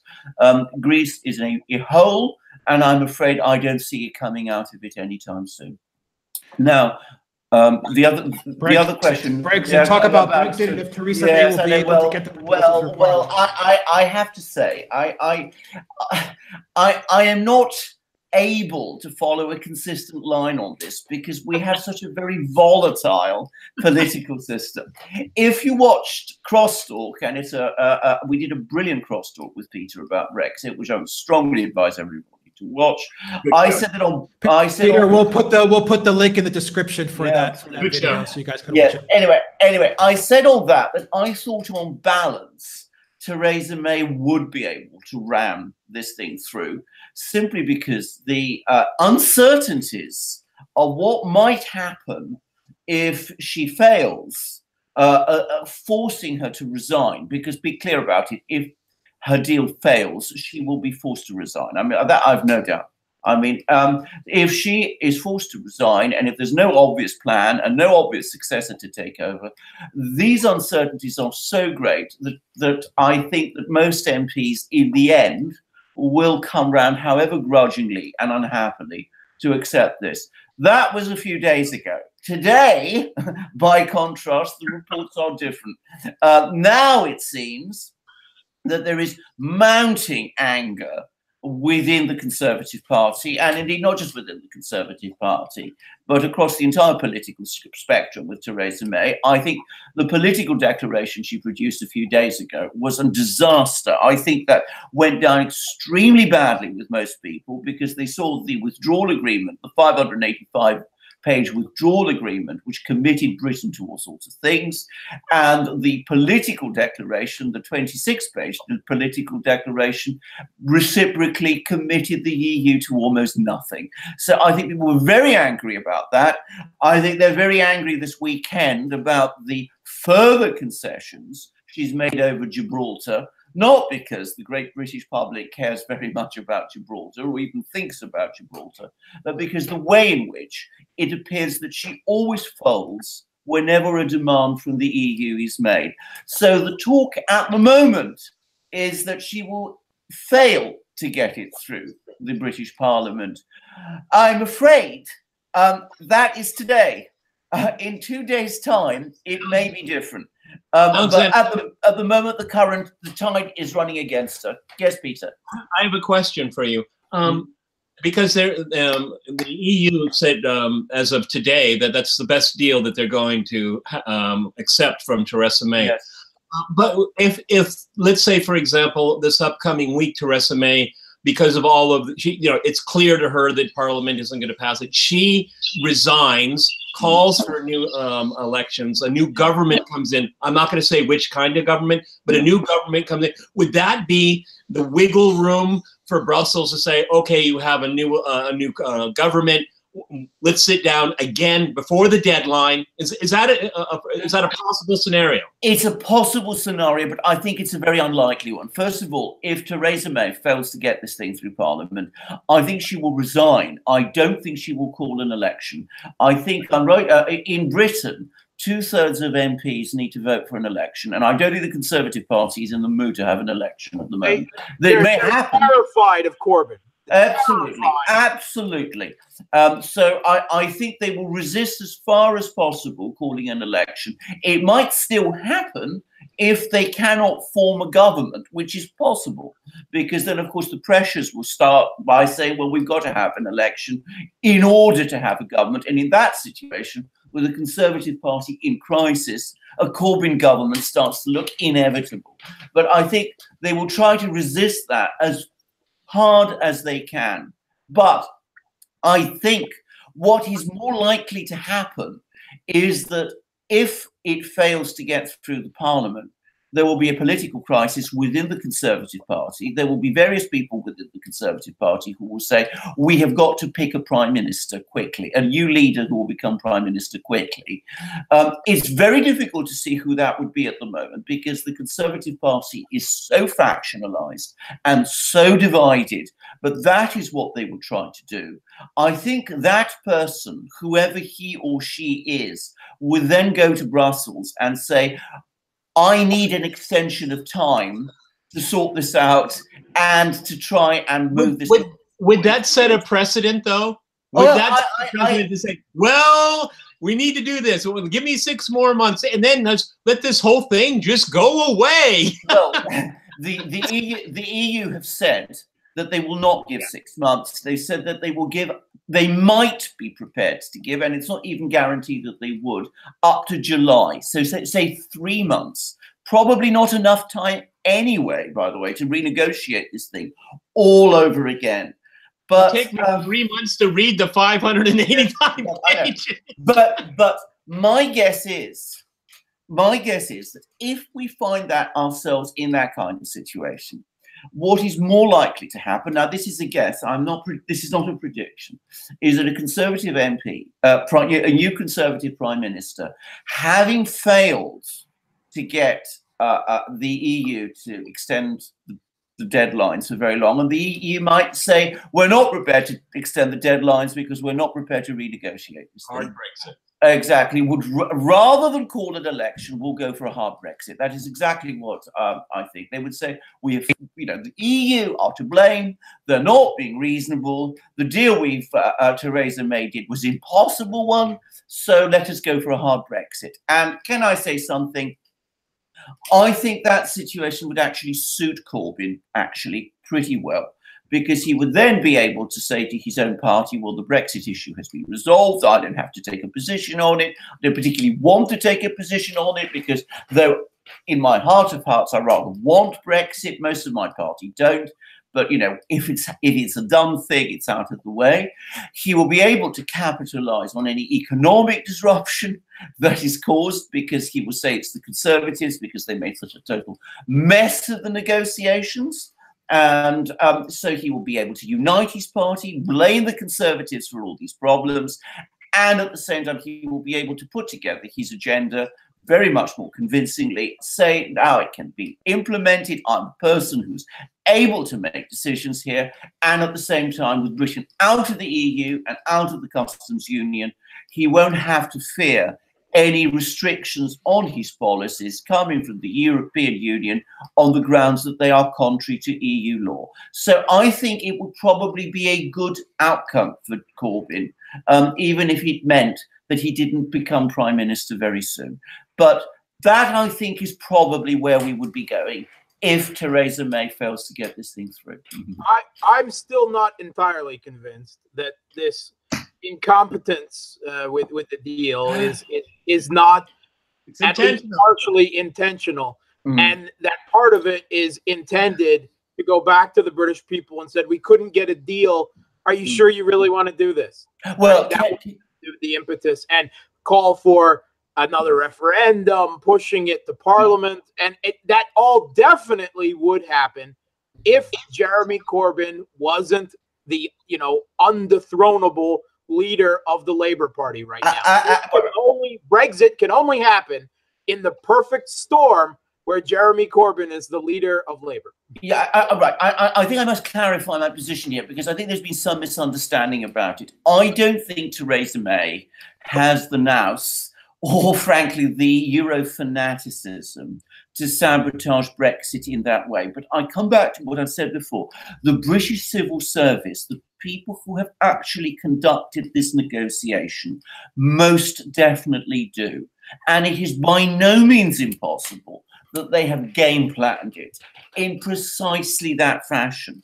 I am not dismissing that that conspiracy. And let's be clear: conspiracies happen in the real world, and this could well be one. Can I also say that I think that? Well, can I also say it is a conspiracy which is now gaining converts? It's more and more people in Britain are coming round to believing in it. And Mark, you are absolutely right. It is because Jeremy Corbyn basically wants Brexit that that is the best guarantee, if you like, that it will happen. Because any other Labour leader, even someone like John McDonnell, would almost certainly be endorsing ideas like a second referendum by now. So that there is no question. I just want to be clear that if Jeremy Corbyn, he would not have promoted Brexit. He would not have had a referendum to leave the EU, right? As David Cameron stupidly did, hoping, assuming it would be defeated to satisfy his own backbenchers' promise. But Jeremy Corbyn definitely respects it as the democratic voice, however slim, of the British people. Jeremy Corbyn is the man of principle, the populist man of principle that is, in many ways, the populist opposite of Trump. Well, yes, but Jeremy Corbyn wants Brexit. He just doesn't want it on his watch. Okay, nobody wants it on their watch. Right. He is also he's both the things. He's the thing that's very I mean, whatever views one takes about Jeremy Corbyn, a principled man, nobody disputes about. I mean, that is definitely the case. He has also, by the way, had a very long history of being very hostile to the EU. He voted against staying in the EU in the previous referendum we had in 1975, when he was a very young man, and he was against the EU for most of his political career. His problem is that he heads a party whose membership and whose parliamentary membership overwhelmingly supports the EU. In addition, the Parliamentary Labour Party wants to get rid of him. They are very hostile to him. So he has to tread this very fine line between what he wants, which is for Britain to leave the EU, partly for the reasons that Mark said, but also, as I said, out of his own personal preferences. But at the same time, he has to be very careful with his own party, where a coup against him is something that is possible at any time. I mean, if he came out and said, I want Britain out of the EU, I think we would see more attempts again to remove him. And by the way, I do not agree that he is dethronable. I think he is in a much stronger position than he was 2 years ago, or even a year ago. But I mean, he is far from being fully secure at the head of his own party. I meant thus far dethronable. Thus far, yeah. I didn't mean he's literally unthronable. Right. Okay, Peter, we have a question for you. It's a super chat. I actually have 2 Trump questions for you, but I'll get to the super chat one first. All right, and it goes like this: do you think that the U.S. Trump should do business deals with South America, such as agriculture and manufacturing, to keep people in South America from doing business deals with China, so that China doesn't spread their commerce around, I guess, close to the borders of the U.S.? Well, I mean, they do business deals, but it's usually not to the advantage of the supplier country here. You know, the issue is, you know, I'm receptive to the criticism. I think there's a lot of empirical evidence. You know, American meddling in Latin and South America over the past few decades has been obviously a net negative. Okay, I think Alexander Mercouris and I are about the same age, but remember, Alex, you know, in the 1970s, if only South America would democratize and get rid of these military juntas, everything will be a panacea. Well, they did democratize when left-wing governments came into power. Oh, the horror of it, okay? And they weren't tightly aligned with the United States, okay? Now the cycle is again happening. Brazil is a perfect example here. You know, Latin America and South America, they have huge governance problems. That's the root of their problem. But outside meddling makes it worse because the U.S. picks winners. They decide who are winners, okay? I mean, in Brazil, you know, when there's a political shakeup, you know, ministers and heads of parties head to Washington, you know, to get talking points. You know, this is a huge issue. The U.S. should stop meddling in it, but there's always the captured class that wants to be the surrogate. This is a vicious circle here. But you know, I hear the argument, you know, the U.S., because of the way the U.S. has treated Honduras, that's why they have these caravans. That's a very simplistic thing that's to be said, and I don't agree with it. But I agree that the meddling should stop. I mean, this will sound kind of trite, you know. I'm for fair trade, not just free trade, fair trade, where these countries have sustainable economic systems in, you know, different sectors of the economy, where they can prosper and take care of their own people. The problem is that because you have these governance issues all the way up to the American border here, is that the U.S. is a valve that can be opened up and people can go in, and it releases pressure on the bad governance of these countries here. So it's very multi-layered here of all of the problems. Also, there should be the respective borders, okay? I mean, for what it's worth, I'm for the wall, okay? But, you know, maybe Mexico should be for a wall too, to protect its population. But, you know, you have remittances from all of these people. What is it? 1 out of 4 people, 1 out of 4 Salvadorians are in America right now. Maybe the number is even bigger. All right. And then you have this cycle of remittances. So it keeps the system, corrupt systems going. Okay. There has to be a major rethink here, and it should be the end of meddling, fair trade. These things can move in the right direction. I'm sorry, I don't understand how the China element fit into that question. All right, well, let's move on to, a lot of people in the chat are talking about Assange. This is an interesting question, but I want to hear all of the panel talk about Assange a little bit, because our viewers are talking about it quite a lot. So, Peter, I'll start with you. And this is a great question. Will Trump be remembered as a hero if he does pardon Assange? Hypothetically speaking. No. And then get into Assange. No. And what's going on. No. What is going on with Assange is one of the greatest travesties of our lifetime. And it's because, well, this forum here is, I would say, at least quasi-journalist. I am a professional television journalist, and journalism has failed Julian Assange. I've said repeatedly, even on the vigils, I think I've participated twice. I mean, I don't like everything that Julian Assange has said and done. I do think, and I know Assange followers and supporters will disagree with me, but I think he did have a vendetta with Hillary Clinton. I think that was pretty obvious during the campaign. But that doesn't mean what he is doing. WikiLeaks came into existence out of necessity because the mainstream media has turned into just bullhorns of propaganda for the establishment, left and right. And so it's a travesty. It really bothers me. Chris Hedges on Contact, a program on RT, interviewed Joe Lauria. Alex put that link in there. It's on Consortium News. It's a brilliant half an hour interview. Chris Hedges, even though he's a progressive on foreign policy, I agree with him almost down the line. And Joe Lauria is one of the great journalists of our times. A dinosaur, unfortunately, because of the business model, but he's a man of great integrity, super integrity. And I really, what I have to say doesn't even compare to what those two, Chris Hedges and Joe Lauria, have to say about Julian Assange. So I really support everyone to go over and take a look at that. All right, Mark, what's your take on Assange and what's happening right now?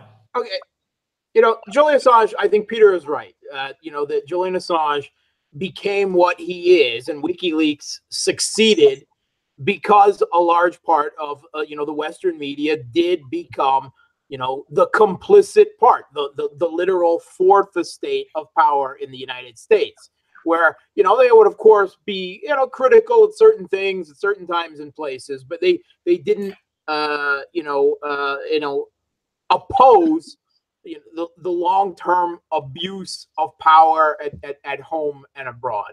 And WikiLeaks was created as a platform for U.S. whistleblowers to come forward and get information published. Now, the fact that newspapers publish confidential material when it comes to them, and they choose to, because oftentimes like the New York Times, they vet it. They decide it would be too damaging to the security interests of the state to expose the crimes here and so on. Their editors make that call. WikiLeaks, published it all, and it is technically an act of journalism, but the U.S. government, the U.S. security, the deep state can't help but see that an organization set up primarily for whistleblowers to have their information divulged to the world encourages more whistleblowing, right? And we have to remember that Obama persecuted more whistleblowers than every other American president in American history put together, or depending on how you count it, at least very close to that, which is insane. But it tells you where the U.S. security state is going. And of course, Trump would never be allowed to pardon Julian Assange. The deep state has to persecute, has to punish Julian Assange to prevent a demonstrative effect and to prevent that platform from having the international social cachet, the power, at exposing U.S. wrongs and abuses of power the way it does. They have to persecute him. And I've considered it years ago inevitable that Julian Assange will end up either in a U.S. grand jury and then locked away for a good long time, or killed. Take your pick. You know, that unfortunately he's made himself an enemy of the U.S. you know, hegemony, of the U.S. regime. That's the way he sees it. I think he sees it from his writings very much clear to that. He sees his mission specifically in his own writings of how the timed release of power of information can help break up the cabal system of the deep state. You know, he uses different terms there. You know, that prevent them from functioning properly and break it down. And he's declared a type of information war against the U.S. and others, but primarily the U.S. deep state as the hegemon. And they're going to go after him, you know, and they're not going to stop until they do. If Trump did hypothetically pardon Julian Assange, because I am opposed to U.S. global hegemony and you know, the U.S. deep state in general, I would consider him a hero. but the interesting thing here, that way. And Trump has done enough other wrong that that certainly wouldn't be the entire extent of his legacy. But our viewers should keep in mind that if and actually, you know, when the U.S. get their hands on Julian Assange, is that he could be tried essentially in secret, because it'll be under the Espionage Act. And what does that really mean? Is that he could be in a court of law, and the prosecutors can say, we have very sensitive intelligence that we cannot make public. They don't even have to show it to Assange and his lawyer. It can be just shown to a judge. And the judge can say, because of the sensitivity of this material, even the jury can't see it. So the judge will decide, we will never know what that information was because it's secret. Yeah, newsflash to fellow Americans, the U.S. has secret courts, secret verdicts, secret evidence, none of which you are allowed to see. That's a reality. That's not. And then we would never know what happened to him. We would never know where he went or his fate. This is serious. This is not hyperbole. This is serious. Alexander Mercouris, what's your take on Assange? And I just want to say one quick thing, that they were talking about secret courts and that people disappear, because a lot of people in the UK seem to disappear, i.e. the Skripals. How that one disappeared so quickly, and how they were brought up just a couple of days ago in order to probably deflect from a lot of what was going on with Brexit. Alexander, your take on what was said. We'll talk about the Skripals in a moment, but can I just say about Assange? For me, the Assange case is the outstanding human rights case of the present time. I say that because of his prominence, of the important role that WikiLeaks has played, and of the extraordinary violations of basic principles of justice, due process, and human rights which have taken place. Assange has had his reputation destroyed on the basis of a phony rape case, which he was never charged for. He has had his, he's been put through the grinder through the judicial processes in ways which I find extremely disturbing. The British government has violated his rights as a refugee, and we have statements about that from the United Nations, which the British government has ignored.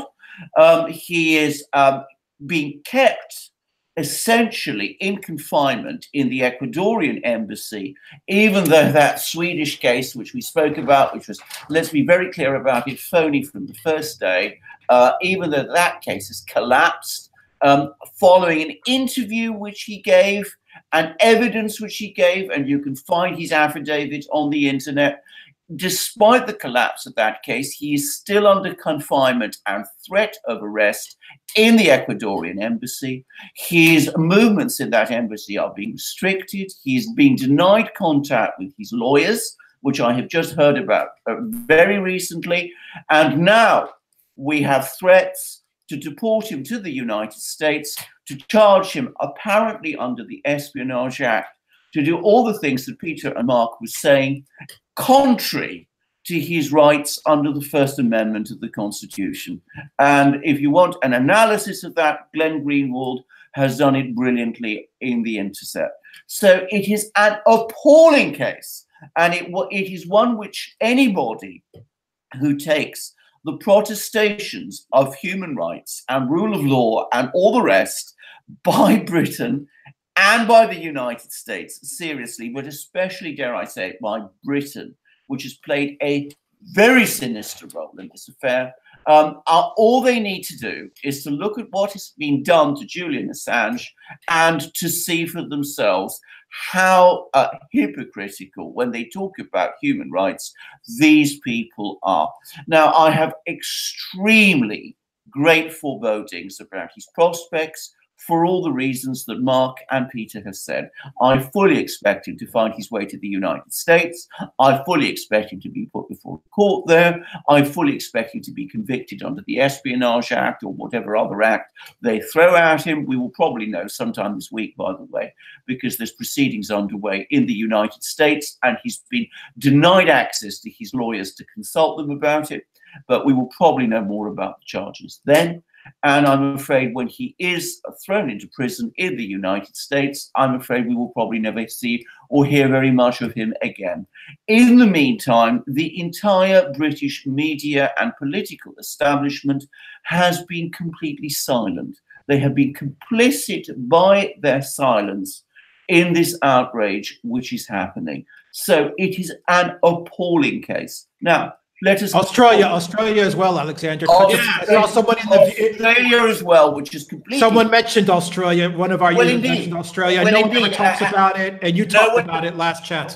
Well, indeed, because of course Australia, he is an Australian citizen. The Australian government owes him a duty of protection, and the Australian government has done absolutely nothing to protect. They could give him a diplomatic passport. They could give him a diplomatic passport. They could do any number of things for him. And Australia is a country which, by the way, has considerable influence here in Britain.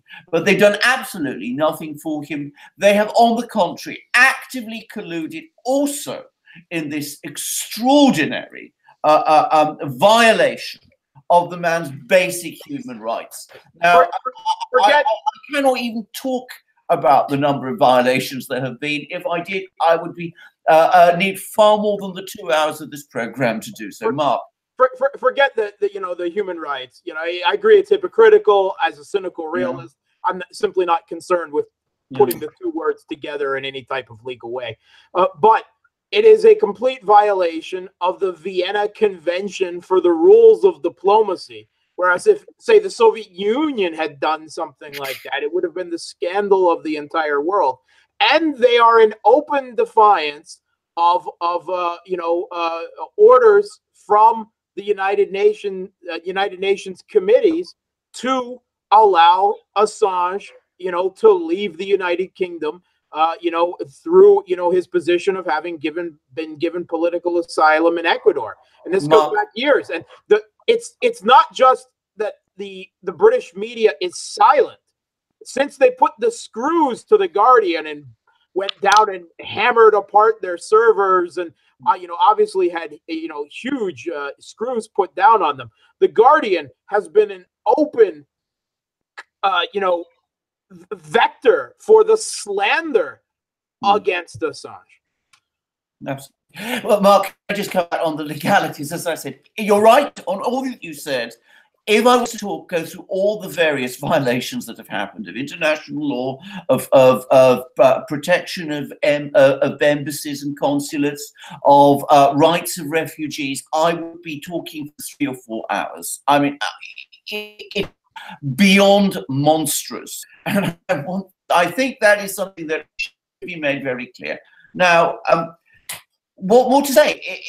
Quite right. I mean, we will probably see this terrible thing happen, and British society, not obviously ordinary British people, but British society, British establishment society, has been actively colluding in it.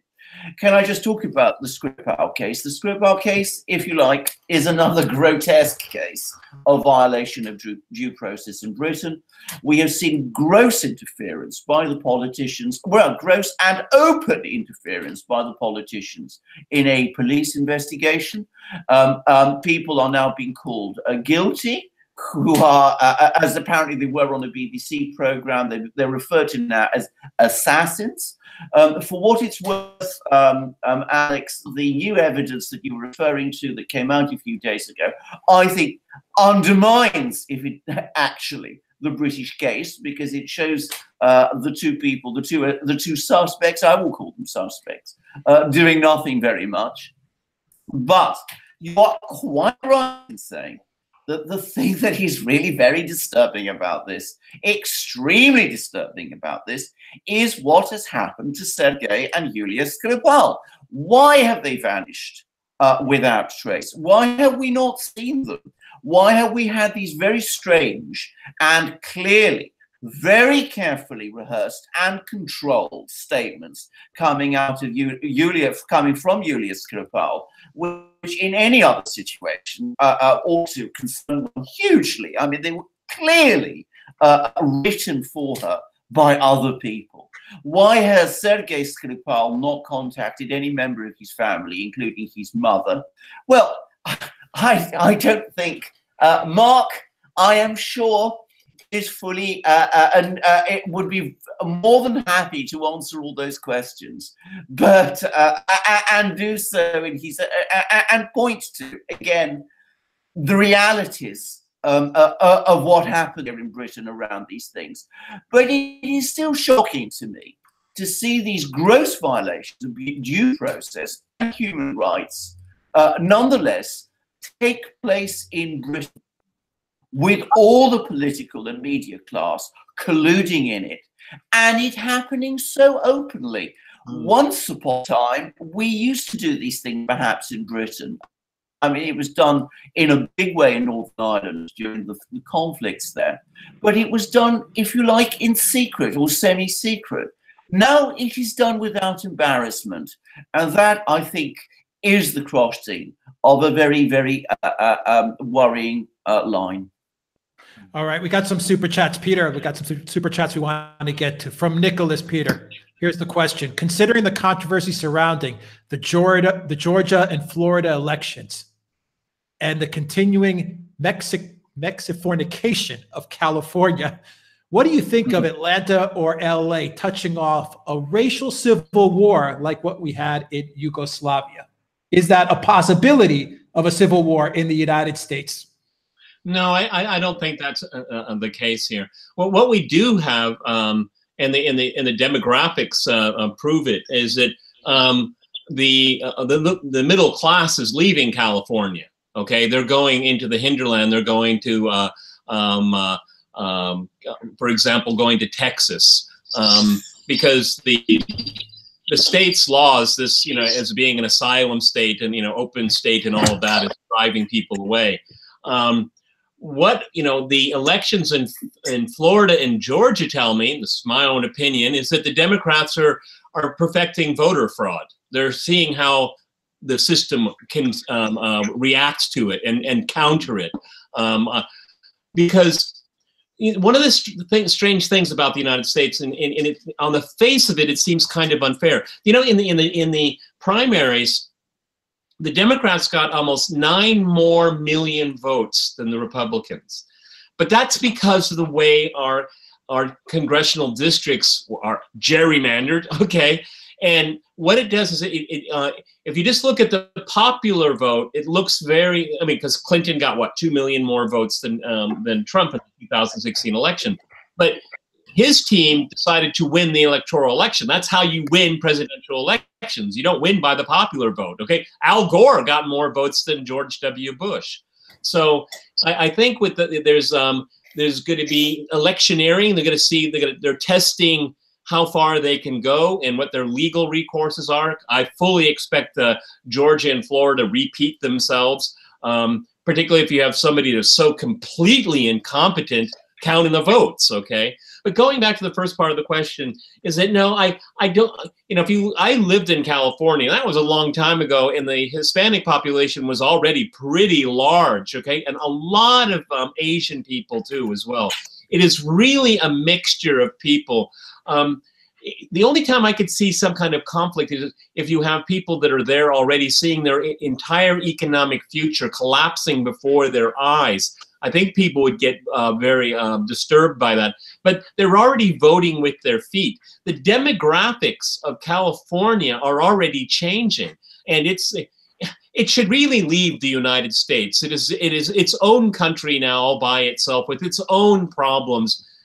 California should leave because the rest of the country doesn't need California's problems, okay? Now, I know that sounds like sedition for some people, but it really is a different place. But having civil strife over ethnic strife, I don't see that in the cards, at least not now and not for many, many years, if ever. I don't see it that way. People will just leave.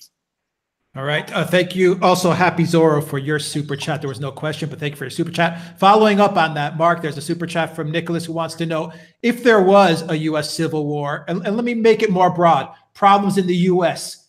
that go on between states, between ideologies, ethnic groups. Would Russia and China, do they have any interest in getting involved in something like that?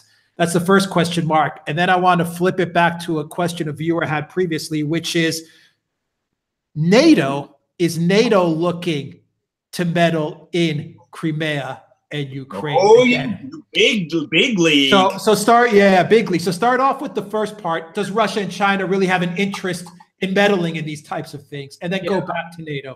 Okay, let's be perfectly clear. There is no, in the foreseeable future, I see no possibility for a civil war, racial or otherwise, in the United States. And there may be tensions run high and, a few riots and, political and economic discontentment. But, we're nowhere near the level for civil war yet. And I don't see where the United States can get there in the force. Maybe an economic collapse, or environmental collapse, changes things. So zombie apocalypse, I guess, right? War on zombies. So I don't see that. If we talk broader about, social conflict in the United States, it's mostly channeled right through the two parties of power and through the election. All political discontentment in the U.S. is channeled through that.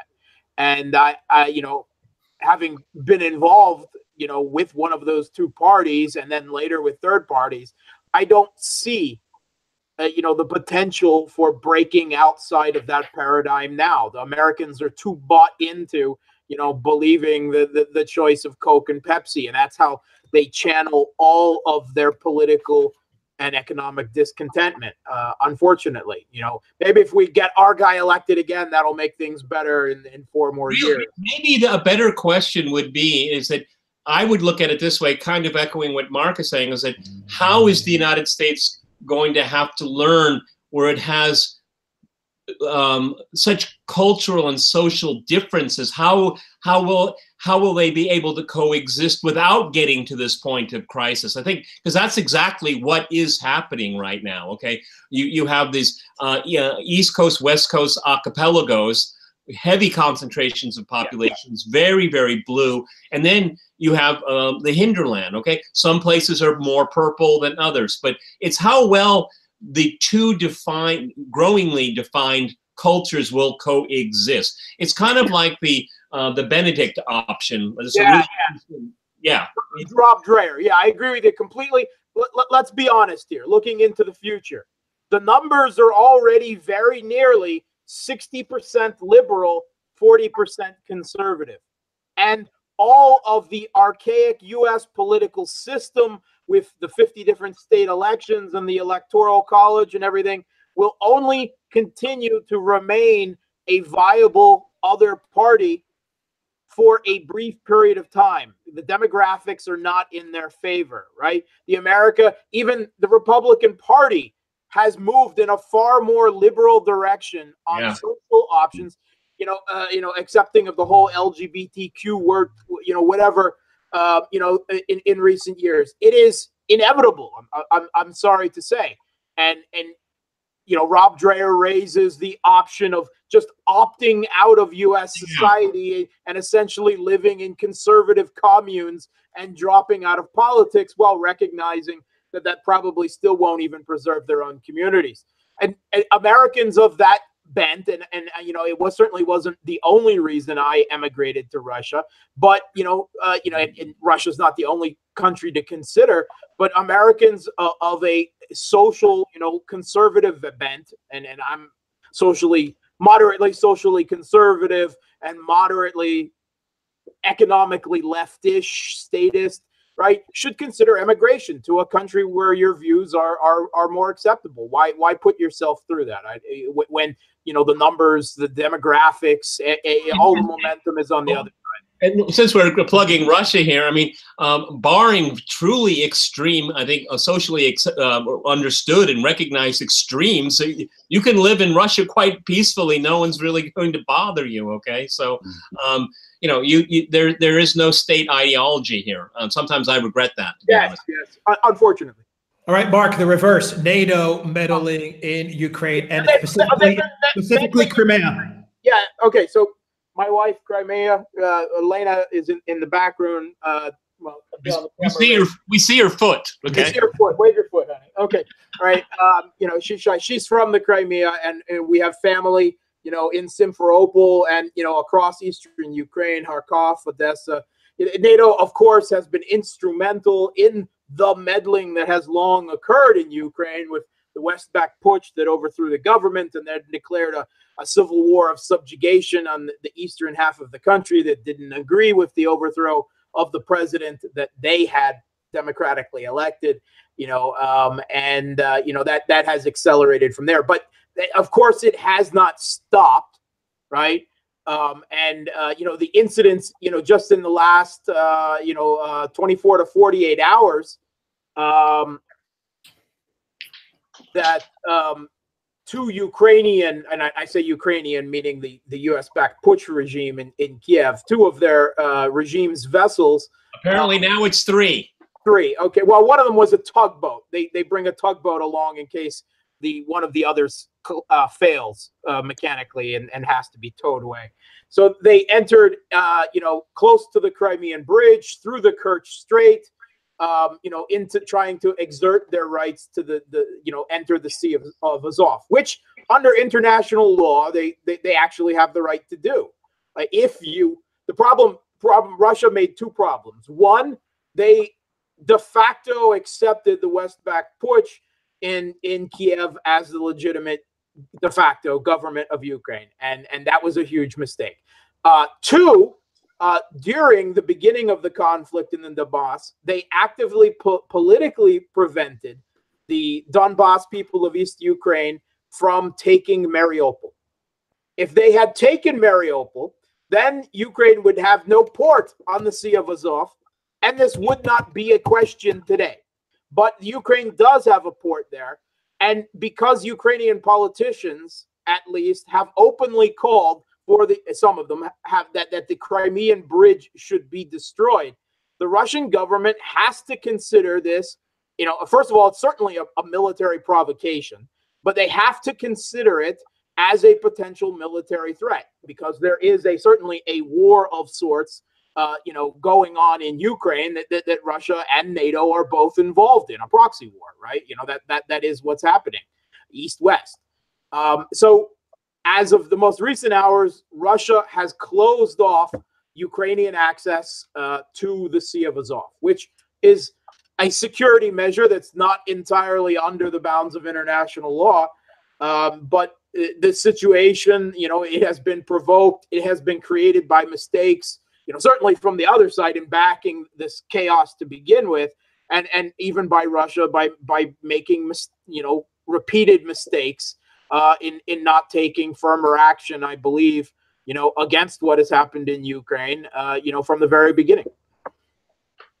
All right, Alexander, we have a £5 super chat from Afterglow. Can Netanyahu keep control of Israel? Right. Well, we shall see. I don't think that Netanyahu is ever fully out. So yes, I think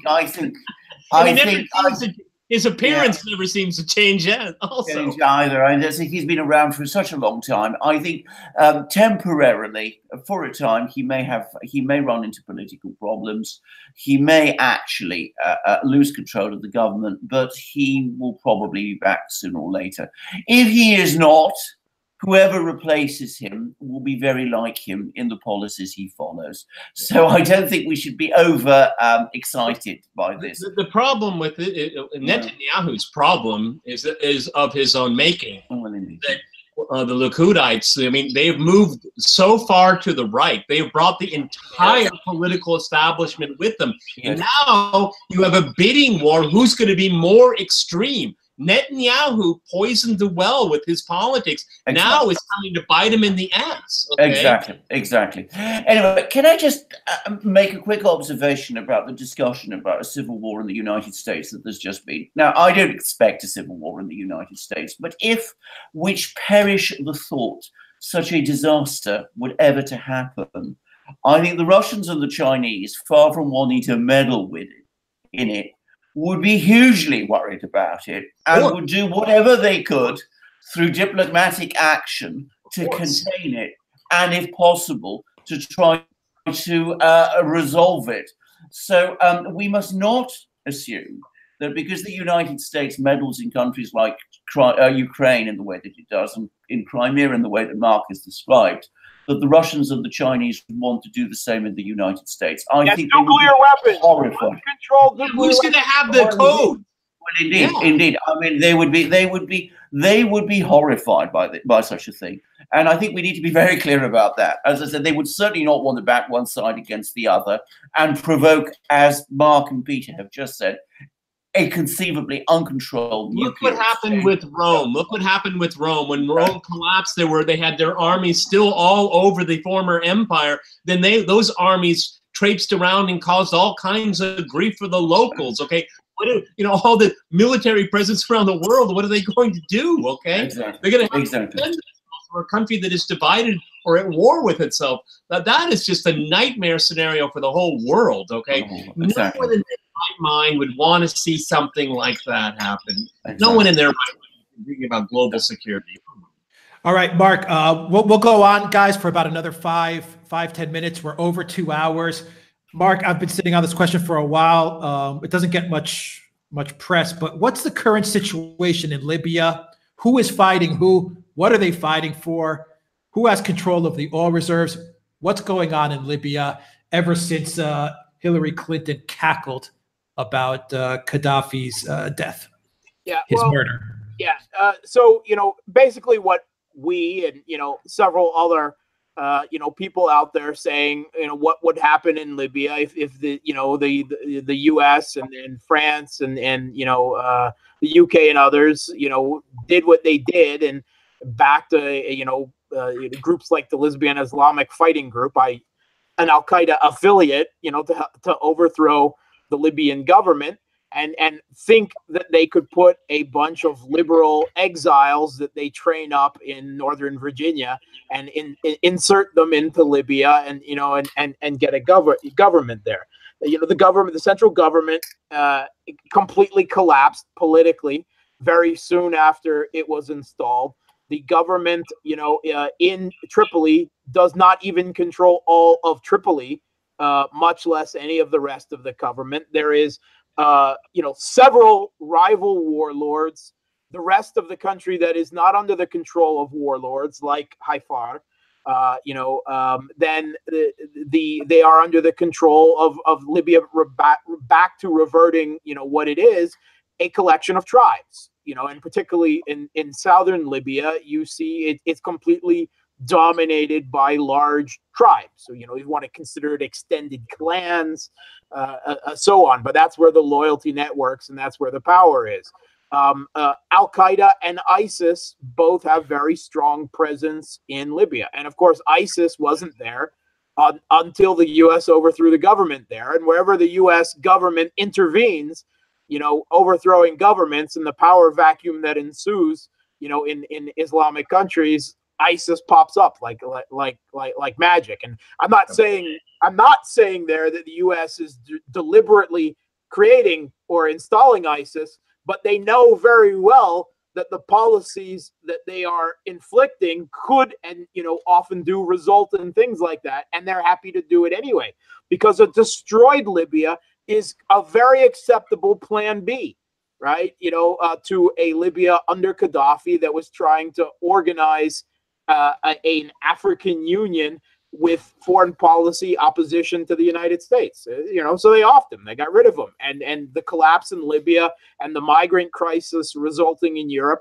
this was all completely predictable. And there is no foreseeable easy solution in Libya either. None of the competing powers, not the U.S.-backed government in Tripoli, not the warlord Haifar that has flirted with Russia, and Russia is kind of like definitely taking a step back from Libya. There's some notice that they've been willing to sell some arms recently and things like that, but Russia is not going to get more involved in Libya than that because it's a mess. And the West, let's be honest, the West's only real concern is that the oil resources that they have seized continue to produce oil for Europe there. That's only their real concern. And they have very limited concern of what happens to the rest of the country, other than, the filling up of immigrant boats that, results in people dying out in the middle of the Atlantic. All right. Bobby said the super chat. Thank you for answering my question. Love my t-shirts. Bought a few, especially love the one and only. Thank you for buying the t-shirts. Thank you for your super chat. Guys, buy a t-shirt. It really helps us out a lot. We launched a whole bunch of new t-shirts. They're really, really awesome. And we have a 50 Canadian dollar super chat. Peter, did Putin make a mistake in 2016 in Syria by agreeing to ceasefires? He should have taken Idlib and northern Syria that year. And guys, let's hear all your responses. I want to hear Peter. Let's hear Mark. Let's hear Alexander. We'll close it out with this super chat question. Well, the ceasefires, I mean, the two major ones that were basically sewn up were broken by the United States. And that's really where it went wrong. Maybe the mistake was the Russians believing the Americans could be an honest broker and want to end that conflict. Maybe that was the mistake, but maybe at the end of the day, you have to take that risk. I mean, I firmly believe in looking at what we know publicly about those two ceasefires. It was the Russian side that wrote it, and the Americans kind of grudgingly went along because they didn't have any other options at the time. And you have to remember, it was in 2015 that Russia had a footprint, a military footprint, which gave it a lot more leverage, maybe giving it a reason to get involved in negotiations. But I mean, Ash Carter, at the end of the Obama administration, the ceasefire was coming to effect, and he attacked Syrian forces by accident. Do you believe that? I don't. Okay, so I think that maybe trusting the West was the mistake, but pursuing ceasefires, no. Mark, and then Alexander. Mark, what's your take? Okay, so the situation in Syria is obviously different than it was in Ukraine. I don't believe that Russia ever assumed that the U.S. was an honest broker in Syria. I think this was all done, the ceasefires were all done tactically to limit the immediate opponents to the Syrian government forces, to allow them to recover one area at a time and fight one opponent at a time, and freezing the rest and freeing up resources to attack elsewhere. I do not believe that the ceasefires that Russia signed in 2016 were a mistake. However much knowing that the U.S. would break them, I do not. They were extremely useful tactically in concentrating on one pocket of jihadi proxies at a time and avoiding open war, which would mean the U.S. bombing of Damascus and so on. Now, I do believe that the 2018 ceasefire with Turkey in Idlib, when all the other opponents, that was a mistake. And it still is a mistake, and it's failing today. Alexander.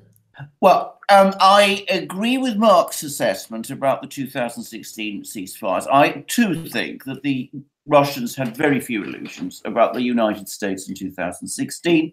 I think they did use the ceasefires very effectively to keep to freeze the situations in Syria, with the jihadis so that the Syrian army, which is very overextended and very run down at that time, had time to recover and concentrate one place at a time. Just as Mark says, I think it had one further advantage, which is that it kept the United States distracted.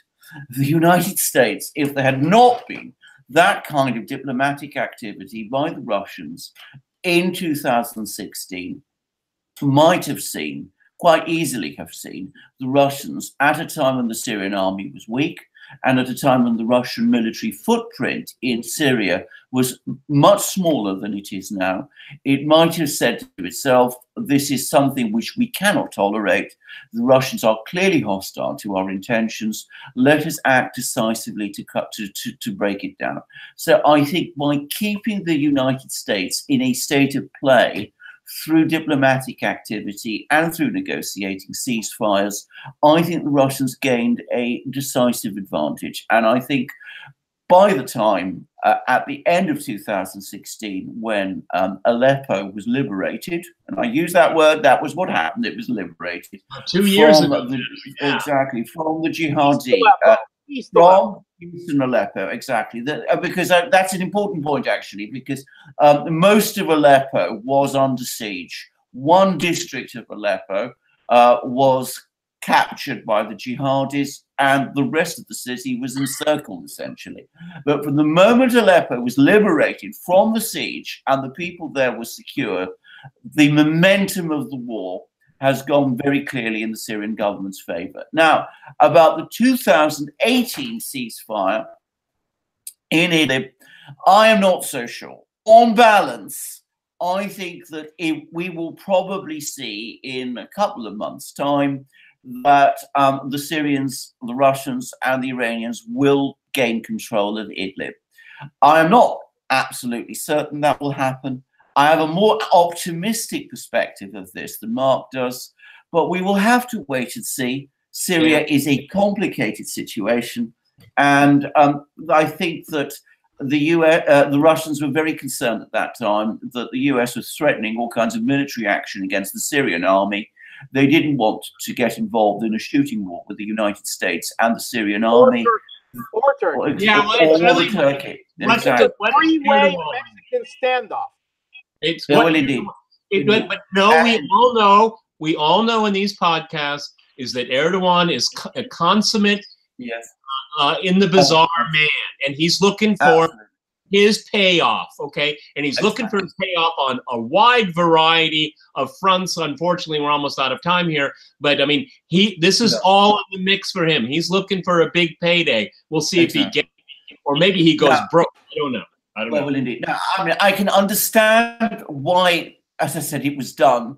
Whether it turns out right or wrong, I just don't know. I mean, I don't have the military knowledge to be able to say. On balance, I have a more optimistic perspective of this based on the previous experience than Mark does. But we will just have to wait and see. If it comes down to military, will be far militarily tougher than tackling ISIS in Deir ez-Zor was. And they have the open support and now the fortification of the Turkish military there as well. Russia does not want direct military conflict with Turkey. And it is impossible to see at the moment, unless Erdogan withdraws his troops from Idlib, much less the Jarablus corridor or Afrin, how that can be done.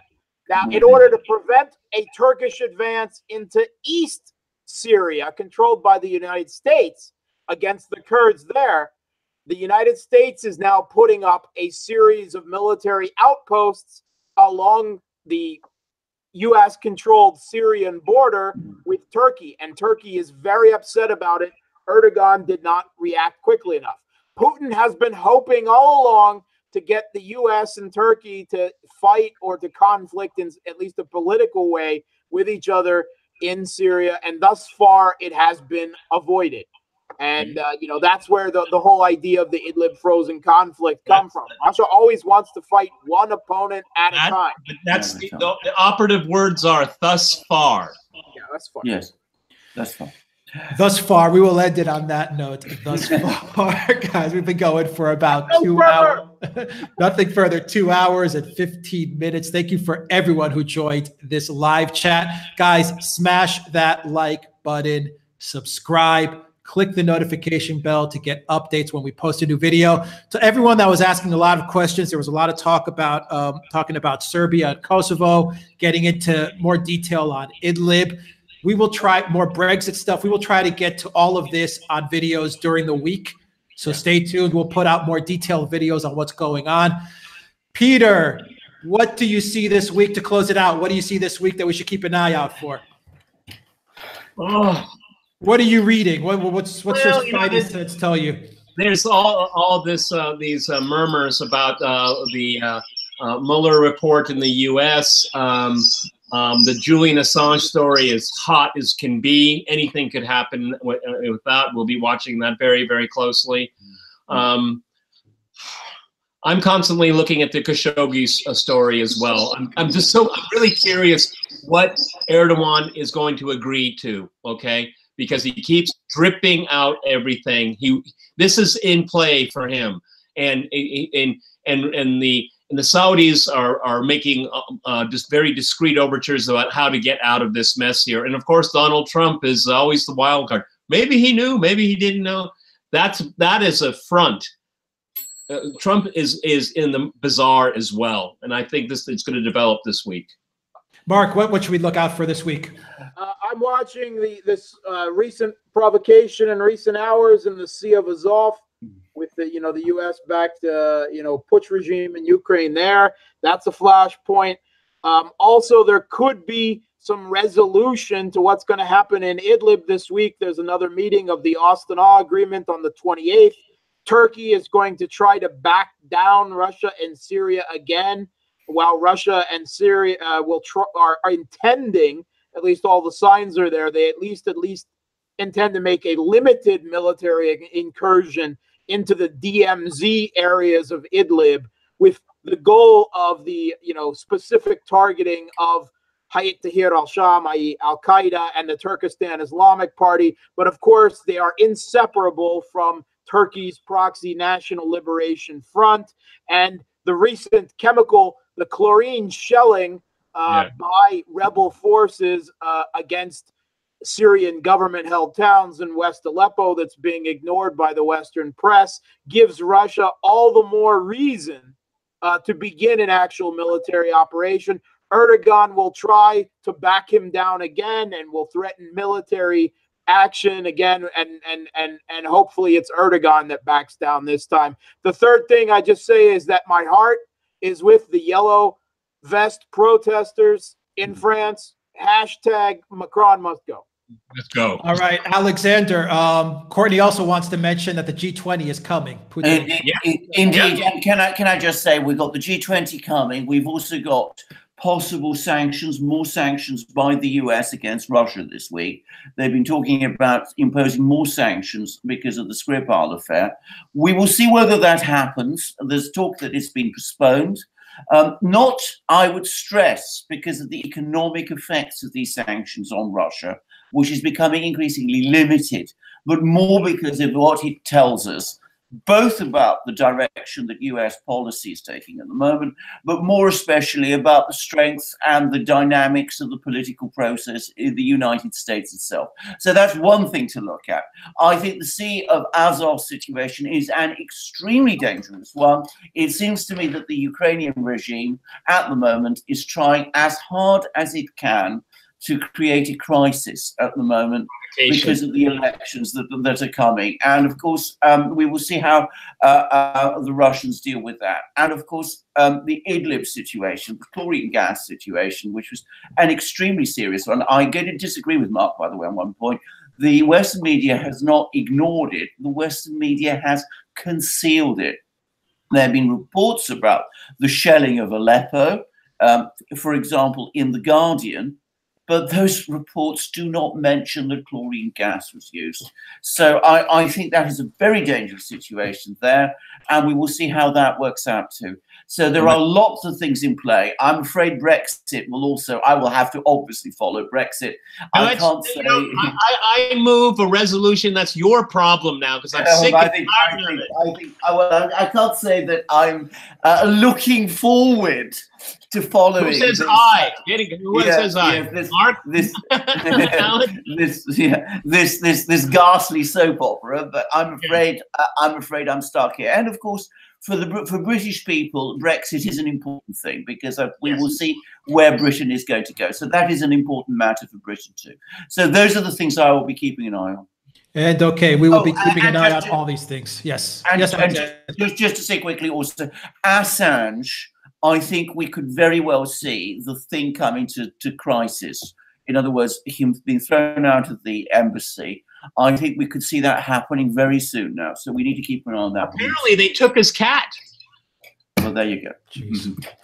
Well, all right. Thank you, everybody. Thank you, Imre, for that super chat, that last-minute super chat. Thank you guys for everything. All the shirts that you've bought, all the super chats, all the donations on PayPal, Patreon. Thank you very, very much. Most importantly, thank you for tuning in, and thank you for your questions.